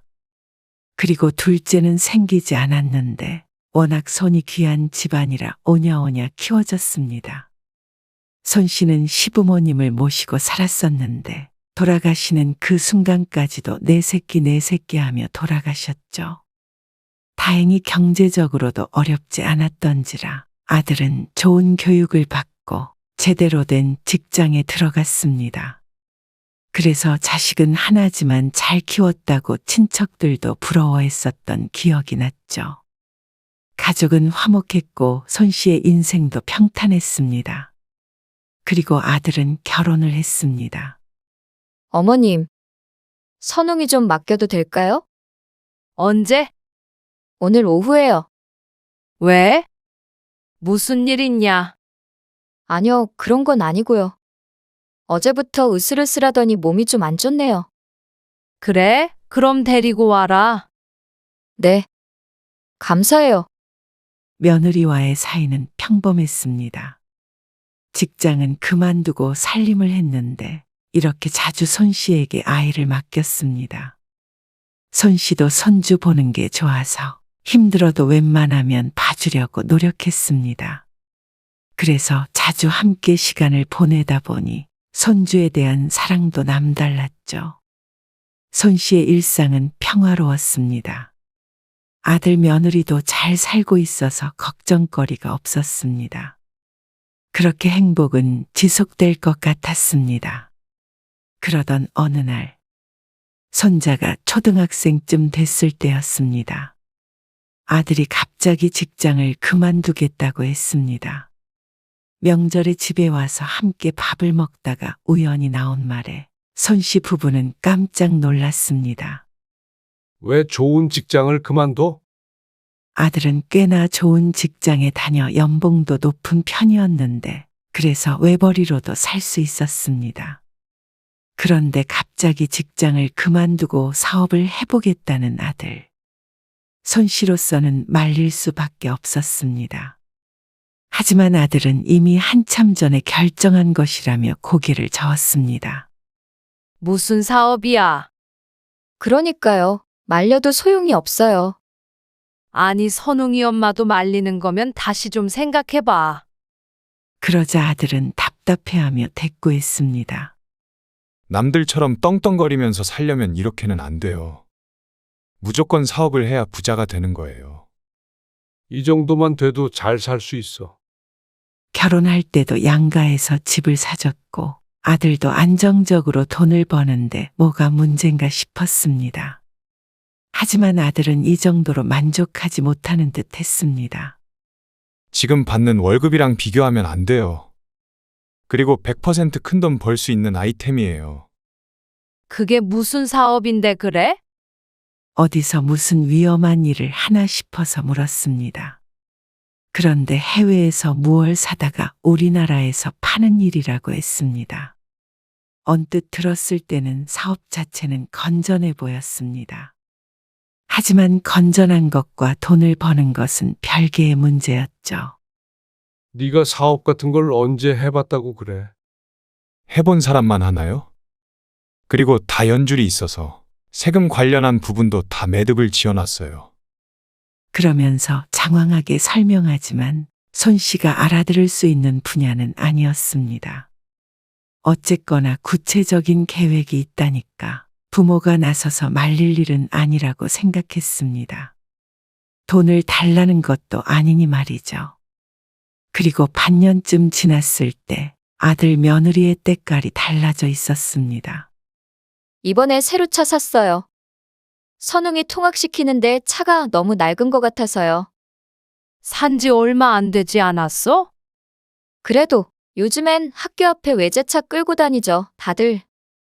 어느새부턴가 씀씀이가 커진 것이 눈에 보였습니다. 그리고 며느리의 얼굴에는 웃음꽃이 폈습니다. 돈벌이가 괜찮은가 보다. 뭐 아무래도 월급쟁이보다는 낫죠, 사업이. 아들이 사업하는데 불만이 있어 보였던 며느리의 태도가 바뀌었습니다. 이번에 좀 대박을 친 게 있어서요. 그래? 네. 그래서 사업 자금 들어갔던 거 거의 회수했어요. 잘 됐다. 재주가 좋네. 거 보세요. 제가 뭐라고 그랬어요.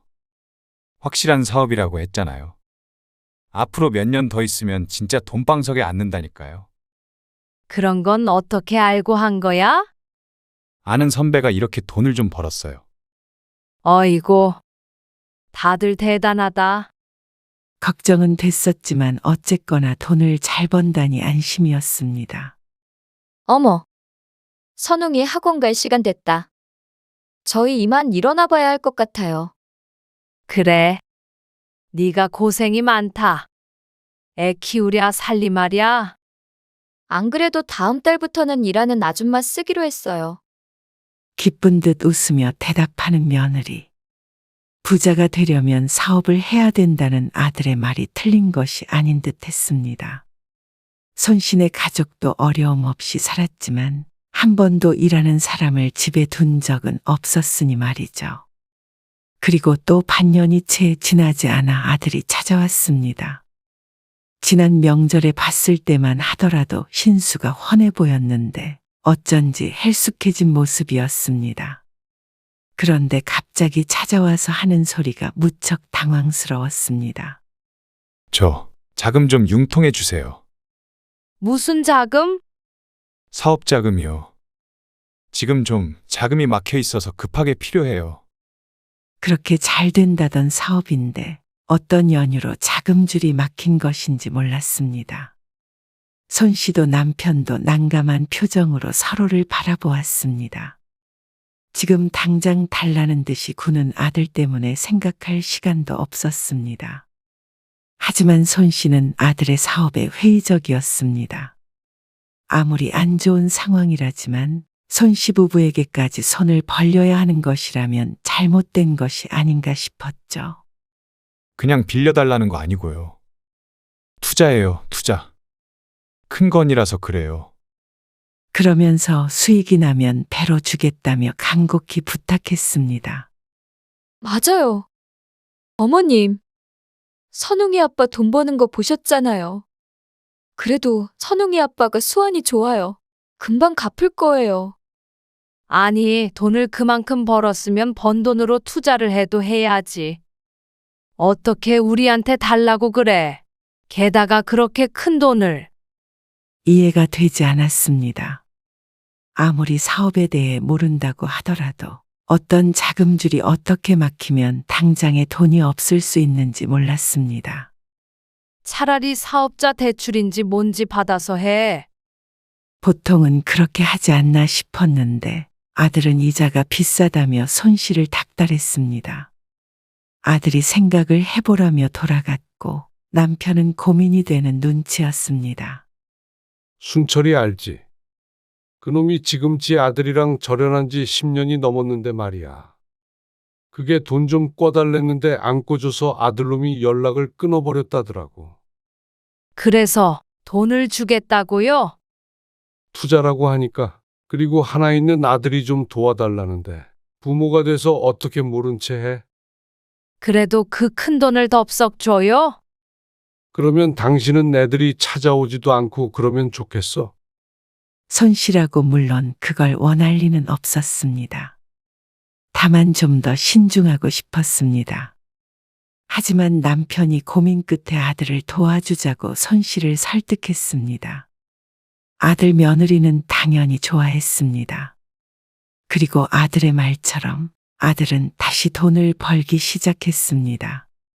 하지만 수익이 나면 돌려준다던 말은 어디로 갔는지 몰랐습니다. 그렇게 벌면 엄마 아빠한테도 좀 줘야 하는 거 아니야? 한동안은 또 사치를 부리길래 여유가 생겼나 싶었습니다. 그래서 물었던 것인데 아들이 뒤통수를 긁으며 말했습니다. 그게 벌긴 벌고 있는데요. 사실 그 당시에 다른 데서도 돈을 좀 빌려서요. 우선 그것부터 갚고 드릴게요. 사업자 대출도 이자 때문에 안 받는다고 하더니 어디서 돈을 빌린 것인지 몰랐습니다. 하지만 손 씨 부부의 돈은 아들의 우선순위에서 계속 밀려났는지 깜깜무소식이었습니다. 그래도 손 씨로서도 거금이 들어갔기에 궁금해서 한두 달쯤 지나서 다시 묻자 아들이 말했습니다. 당장은 못 드려요. 이번에 진행하고 있는 거 잘 되면 그때는 절반은 돌려드릴 수 있을 것 같아요. 그게 어딘가 싶어서 고개를 끄덕였습니다. 하지만 일이 잘 풀리지 않는 모양인지 다음 명절에 봤을 때는 얼굴이 까칠해 보였습니다. 고민이 있는 듯 자꾸만 생각에 빠져 있기도 했습니다. 며느리의 표정을 보니 가벼운 일은 아닌 것 같았습니다. 아들과 며느리는 싸운 듯 서로 말이 없었습니다. 무슨 일 있어? 무슨 일이요? 선웅이 엄마랑 싸웠어? 싸우긴요. 근데 왜 이렇게 분위기가 안 좋아? 그러자 아들이 손으로 얼굴을 마구 쓸었습니다. 그리고 괴로운 듯이 얼굴이 구겨졌습니다. 아니에요. 나중에 말씀드릴게요. 걱정 마세요. 무언가 말을 하려다가 말고 고개를 젓던 아들. 얼굴 빛이 너무 어두워 차마 추궁하지 못했는데 얼마 뒤에 자연스럽게 알게 되었습니다. 그날 아들네 부부가 왜 그랬는지 말이죠. 그래서 사업을 접게 됐다는 거야? 아들이 찾아와 털어놓은 이야기에 손 씨 부부는 두 눈을 부릅떴습니다. 사업이 잘 안 돼서 손 씨 부부의 돈을 한 푼도 못 돌려주겠다는 말이었습니다. 아니, 투자라며? 아들 며느리의 말을 믿고 돈을 건넨 남편도 큰 충격을 받은 것 같았습니다. 투자죠. 근데 투자가 어떻게 늘 수익만 나겠어요? 잃을 때도 있는 거지. 그럼 내가 도박이라도 했다는 말이야? 도박이라뇨. 저도 잘 해보려고 했어요. 근데 안 된 걸 어떡해요. 죄송해요. 어떻게든 만회해 볼게요. 대신 당장은 못 드린다는 말씀 드리려고 왔어요. 지금은 땡전 한 푼 없고 집밖에 안 남았다는 아들의 말에 눈앞이 깜깜했습니다. 손 씨의 돈도 돈이지만 아들네의 미래도 걱정이었습니다. 그 이후로 시간이 지나도 상황이 괜찮아졌다는 말이 없었습니다. 그래서 손 씨도 아들에게 말했습니다. 그러면 차라리 다시 직장에 다니는 건 어때? 하지만 아들은 그러는 대신에 사업 자금을 조금 더 대주면 어떻냐고 물었습니다. 하지만 이번엔 남편도 고개를 저었습니다. 밑 빠진 독에 물을 붓는 것 같다며 말이죠. 그러자 아들은 작은 금액을 수시로 가져갔습니다. 생활비 명목으로 말이죠. 빈털터리가 됐다는 아들네를 차마 외면할 수 없어서 돕다 보니 이제는 손 씨 부부가 아들 가족을 건사하게 생겼습니다. 너, 이제는 돈 못 주니까 알아서 살아? 그러다 도저히 이대로는 안 될 것 같아서 손 씨가 최후의 통첩을 했습니다. 그러자 별 수 없었던 아들이 사업을 접게 되었습니다. 아들은 전에 다니던 곳만큼 좋은 곳은 아니었지만 그래도 월급을 받으니 숨통이 트인 듯 보였습니다. 그나마 다른 빚이 없어서 다행이라고 생각했습니다. 하지만 예전에 남편이 했던 말처럼 아들 내외와는 조금씩 멀어지는 걸 느꼈습니다. 힘들 때 다시 일어설 수 있게 도와주지 않았다며 손 씨 부부를 원망했습니다. 부모가 받쳐주질 않아서 하고 싶은 꿈을 못 펼치고 회사에 다니고 있다고 생각하는 것 같았습니다. 그동안 뒷바라지 한 것은 하나도 생각이 안 나는 모양이었습니다. 이러니 자식 키워봤자 소용이 없다는 말이 나올 수밖에요. 그러다 2년쯤 뒤에 손 씨의 남편이 세상을 떠났습니다. 그리고 장례가 끝난 지 얼마 되지 않아 아들이 또다시 사업에 실패했다는 소리를 들어야 했습니다. 너 회사에 다니고 있던 거 아니었어? 다니긴 했죠. 하지만 쥐꼬리만한 월급에 만족할 수 없었던 아들이 손 씨 부부에게 알리지 않고 1년 전부터 또다시 사업을 해오고 있었다고 했습니다. 그리고 돈은 사업자 대출이며 주택담보대출이며 할 것 없이 전부 받았고 또 전부 잃었다는 말이었습니다. 안 그래도 마음이 힘든데 아들은 거기에다가 죽으라고 고사를 지냈습니다. 너 알아서 해? 그렇게 말렸는데 왜 사서 고생을 하나 싶었습니다. 그러자 아들이 찾아오고 전화하고 난리도 아니었습니다. 엄마, 선웅이 엄마가 이혼하자고 그래요. 제발 어떻게든 좀 해주세요.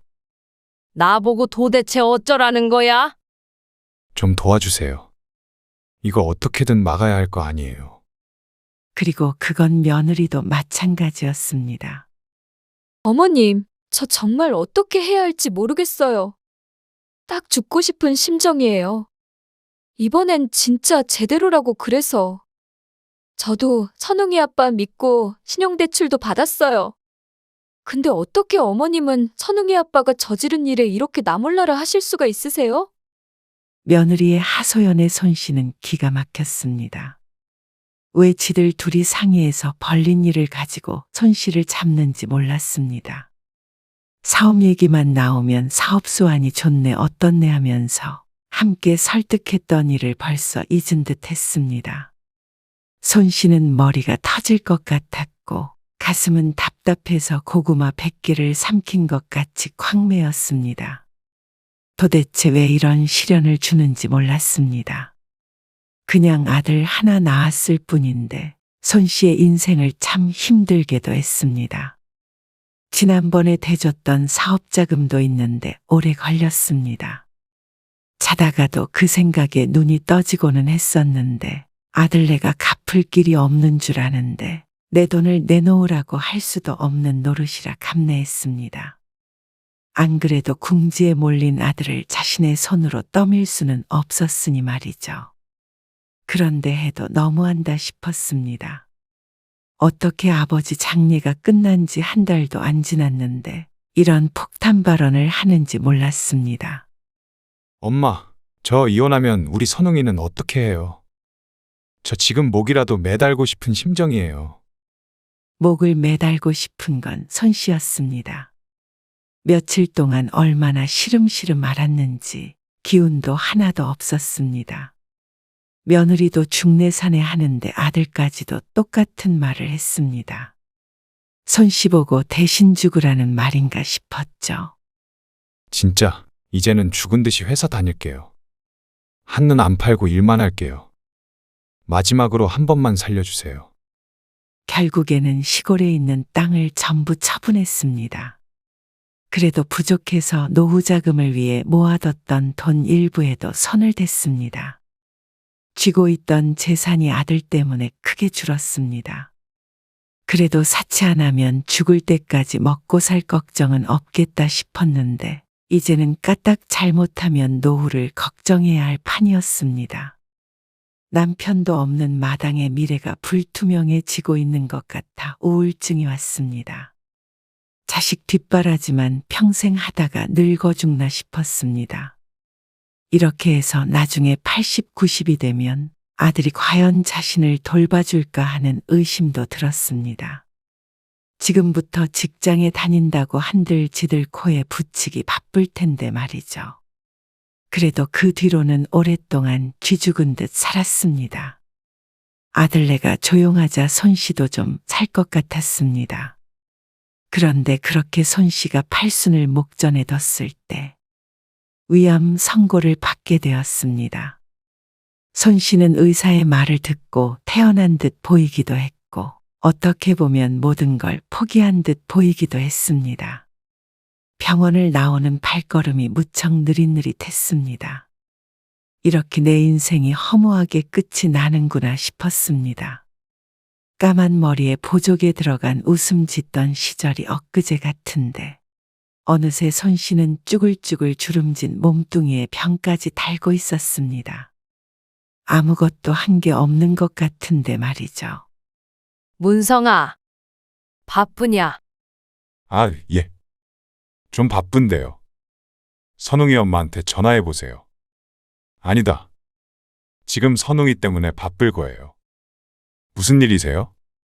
아니다. 그냥 해봤어. 나중에 전화할게요. 손 씨는 아들에게 전화를 걸었다가 병에 대해서는 말도 꺼내지 않고 끊었습니다. 아들이 정신없이 바빠 보이기도 했고 또 이걸 아들에게 알려봤자 무슨 소용이 있나 싶었습니다.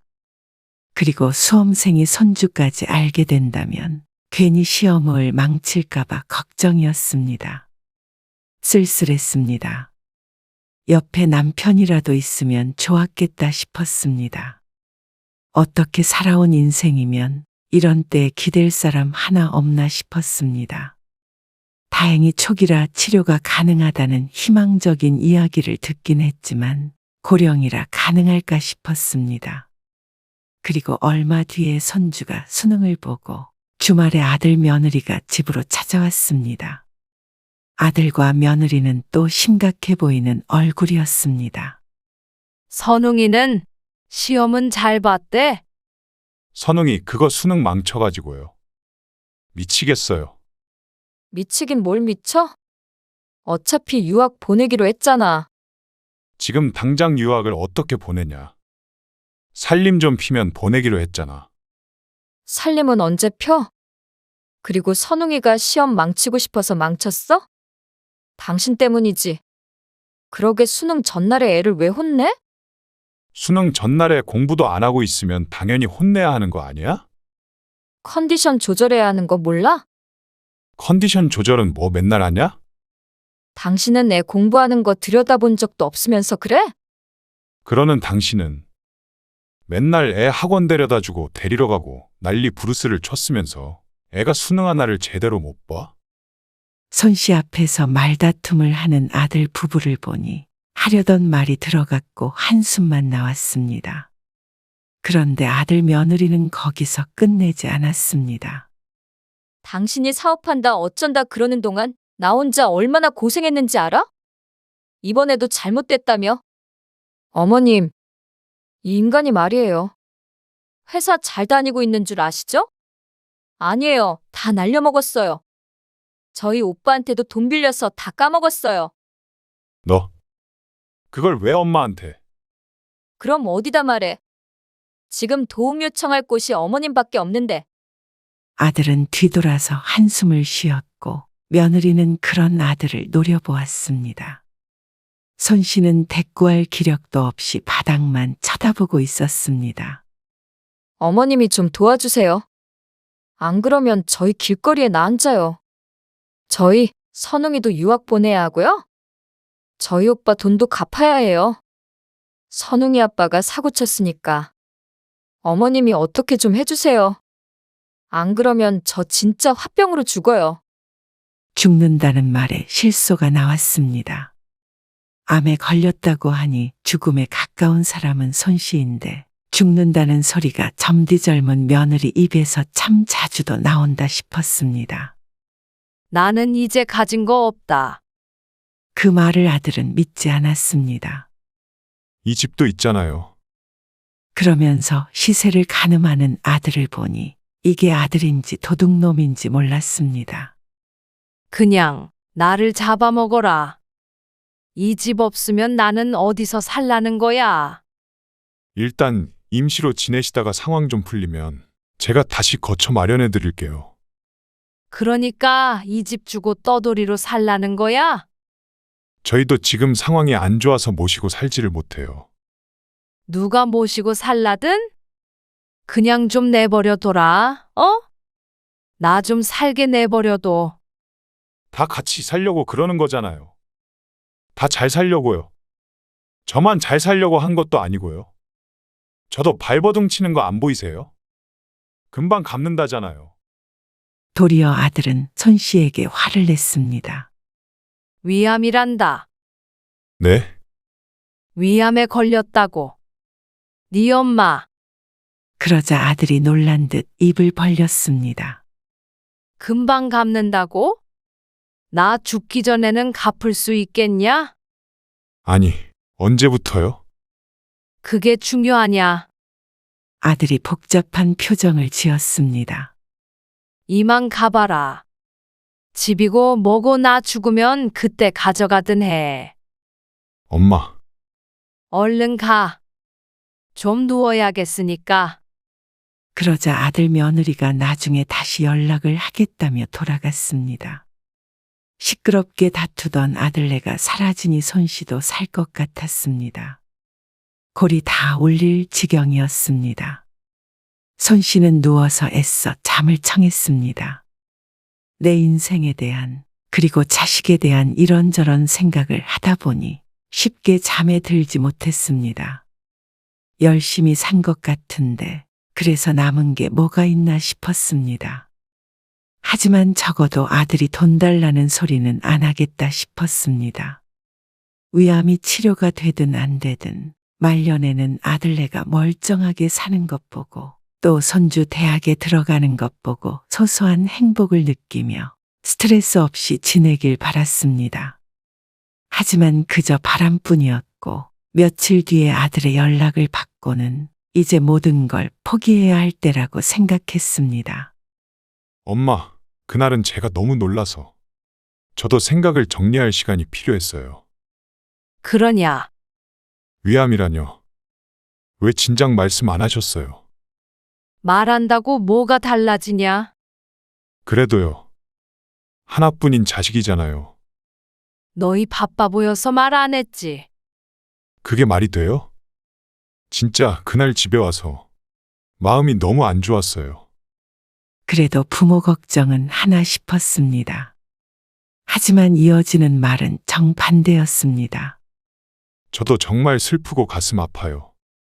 근데 제 사업도 급하고 우리 선웅이 대학 문제도 너무 급해요.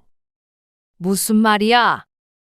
당장 돈도 메꿔야 하고 선웅이 엄마는 선웅이 유학 못 보내면 갈라서자고 그러고 미쳐버릴 것 같아요. 그래서 남은 재산 탈탈 털어서 너 사업 자금도 메꿔주고 또 선웅이 유학까지 보내달라는 말이지 지금? 선웅이 유학은 그러고도 여유가 있다면 보내겠다는 거죠. 전화 너머로 며느리가 유학이 먼저 어쩌고 저쩌고 소리치는 게 들렸습니다. 너 정말 망나니가 따로 없구나. 네? 손 씨의 입에서 저절로 나온 말에 아들이 놀라 되물었습니다. 네가 인간이라면 어떻게 지금 그 말이 나오겠냐? 아니 망나니라는 말도 아깝다. 망나니는 인간이기라도 하지. 엄마, 지긋지긋하다. 아마 병이 난 게 너 때문인 것 같아. 자식이라고 하나 있는 게 허구한 날 속썩이고 손 벌리고. 그러니까 병이 안 나겠어? 그동안 가져간 돈이 얼만 줄이나 알아? 그런데 이제는 관짝까지 열고 돈을 꺼내가려고 하네. 관짝이라뇨. 아주 당장 네 엄마 죽으라고 고사를 지내지 그러냐? 나이 먹으면 집도 필요 없는 것 같냐? 돈도 필요 없는 것 같고. 이놈아 100세 시대인데 20년은 더 살 거다. 그러니까 너한테 한 푼이라도 가는 일 없이 20년 동안 남은 돈 알뜰살뜰 다 쓰고 죽을 거야. 손 씨 앞으로 나오는 연금과 남은 예금, 그래도 부족하면 집을 가지고 연금을 받으면 혼자 못 먹고 살지 않았습니다. 치료받는 것이야 보험도 많이 들어놓았으니 괜찮았습니다. 나중에 거동 못하게 생기면 모든 재산 처분해서 요양원에라도 들어가면 그만이라고 생각했습니다. 아들내만 손 씨의 재산을 건들지 않는다면 노후는 거뜬했습니다. 당연히 100살까지 산다고 생각하지도 않았고 말이죠. 물론 저 아들놈만 눈앞에서 치운다면 명줄이 1, 2년은 더 늘어날지도 몰랐습니다. 손 씨가 그렇게 전화를 끊어버리자 아들이 다음날 찾아왔습니다. 초인종을 하도 눌러대서 귀가 아플 지경이었습니다. 그래서 손 씨는 차라리 이사를 가버리자 싶었습니다. 이참에 집도 한참 줄여서 작은 아파트로 가면 목돈도 생기고 낫겠다 생각했습니다. 그 사이에 아들은 작전을 바꿨는지 집에 찾아오지 않았고 이번엔 안사돈에게서 전화가 왔습니다. 왜 남의 딸을 고생을 시키고 자기 아들 돈까지 가져가냐며 따졌습니다. 둘이 부부잖아요. 알아서 살게 냅두세요. 갚을 게 있으면 그쪽에 얘기하시고요. 선웅이 엄마도 사업하는 거 대찬성한 거 모르시는 거 아니실 테죠? 그러니까 사돈 돈까지 가져다 바쳤을 거 아니에요. 엉뚱한데 화풀이 하지 마시고 도움을 주고 싶거든 사돈이 주시던가 하세요. 저는 더 이상 줄 게 없습니다. 할 만큼 했어요. 뭐라고요? 그러면 둘이 이혼시켜도 할 말 없으시겠죠? 돈 잘 벌 때는 같이 쓰는 돈이고 못 벌면 이혼한다 소리가 나옵니까? 참 부부애가 좋습니다. 그렇게 하고 싶으면 하라고 하세요. 저는 더 이상 관여 안 할 테니까. 어쩌면 남 탓하는 건 며느리나 사돈이나 똑같은지 몰랐습니다. 제 아들도 참 머저리 같지만 똑같은 사람끼리 잘 만났다고 생각했습니다. 아픈 와중에도 수능 시험을 망친 제 아들 유학을 보내달라는 말이 나오는 걸 보면 천생연분이 따로 없었습니다. 제일 처음 집에 찾아와서 도와달라고 했을 때 그때 거절해야 했습니다. 사이가 멀어질까 두려워할 것이 아니었습니다. 그랬다면 이런 파국은 없지 않았을까 싶었습니다. 아들은 결국 사업을 했을지 몰라도 손 씨가 재산을 잃는 일은 없었을 테니 말이죠. 자신도 참 어리석었습니다. 자식이 뭐라고 그렇게 모든 걸 퍼주지 못해서 안달인지 몰랐습니다. 그리고 하늘에 있는 남편도 딱했습니다. 이런 자식을 믿었던 손 씨 부부 모두 바보였습니다. 몇 년을 더 살지는 모르겠지만 1년을 살더라도 더는 이렇게 살고 싶지 않았습니다. 자식만 보다가 나중에 불황자가 되어 있을지도 모를 일이었습니다. 아들은 또 마지막이라며 매달렸습니다. 이번에 일어나야 그동안 빌린 돈을 갚지 않겠느냐며 말이죠. 하지만 지나간 돈에 미련을 뒀다가는 더 많은 걸 잃을 것이 불보듯 뻔했습니다. 여기서 멈추는 게 맞았습니다. 아들 또한 믿는 구석이 있으니 저렇게 사는 것이었습니다. 내 돈이 아니니 덜 소중했을 수밖에 없습니다. 어디선가 공짜로 튀어나온 돈이라고 생각한 것 같았습니다. 손 씨가 사라져야 손 씨도 아들도 사람답게 살 것 같았습니다. 그래서 손 씨는 아들에게 말하지 않고 이사를 했습니다. 그리고 전화번호도 바꿔버렸습니다. 그제서야 손 씨의 세상이 잡음없이 조용해졌습니다. 이대로만 살면 치료받지 않아도 암이 완치가 될 것 같았습니다. 손 씨는 적극적으로 치료를 받았습니다. 촉이라 노령이라도 고칠 수 있다기에 남은 인생 끝까지 희망차게 살고 싶었습니다. 그리고 병만은 점차 물러났죠. 가장 힘들게 하는 존재가 이젠 없으니 이젠 스스로만 생각하고 살기로 했습니다. 흘러간 세월, 잃어버린 돈, 시간, 자식, 이런 건 더 이상 생각하지 않기로 했습니다. 씁쓸하긴 했지만 한편으론 홀가분한 마음이 더 컸습니다. 아직 손 씨에겐 미래가 있으니 말이죠.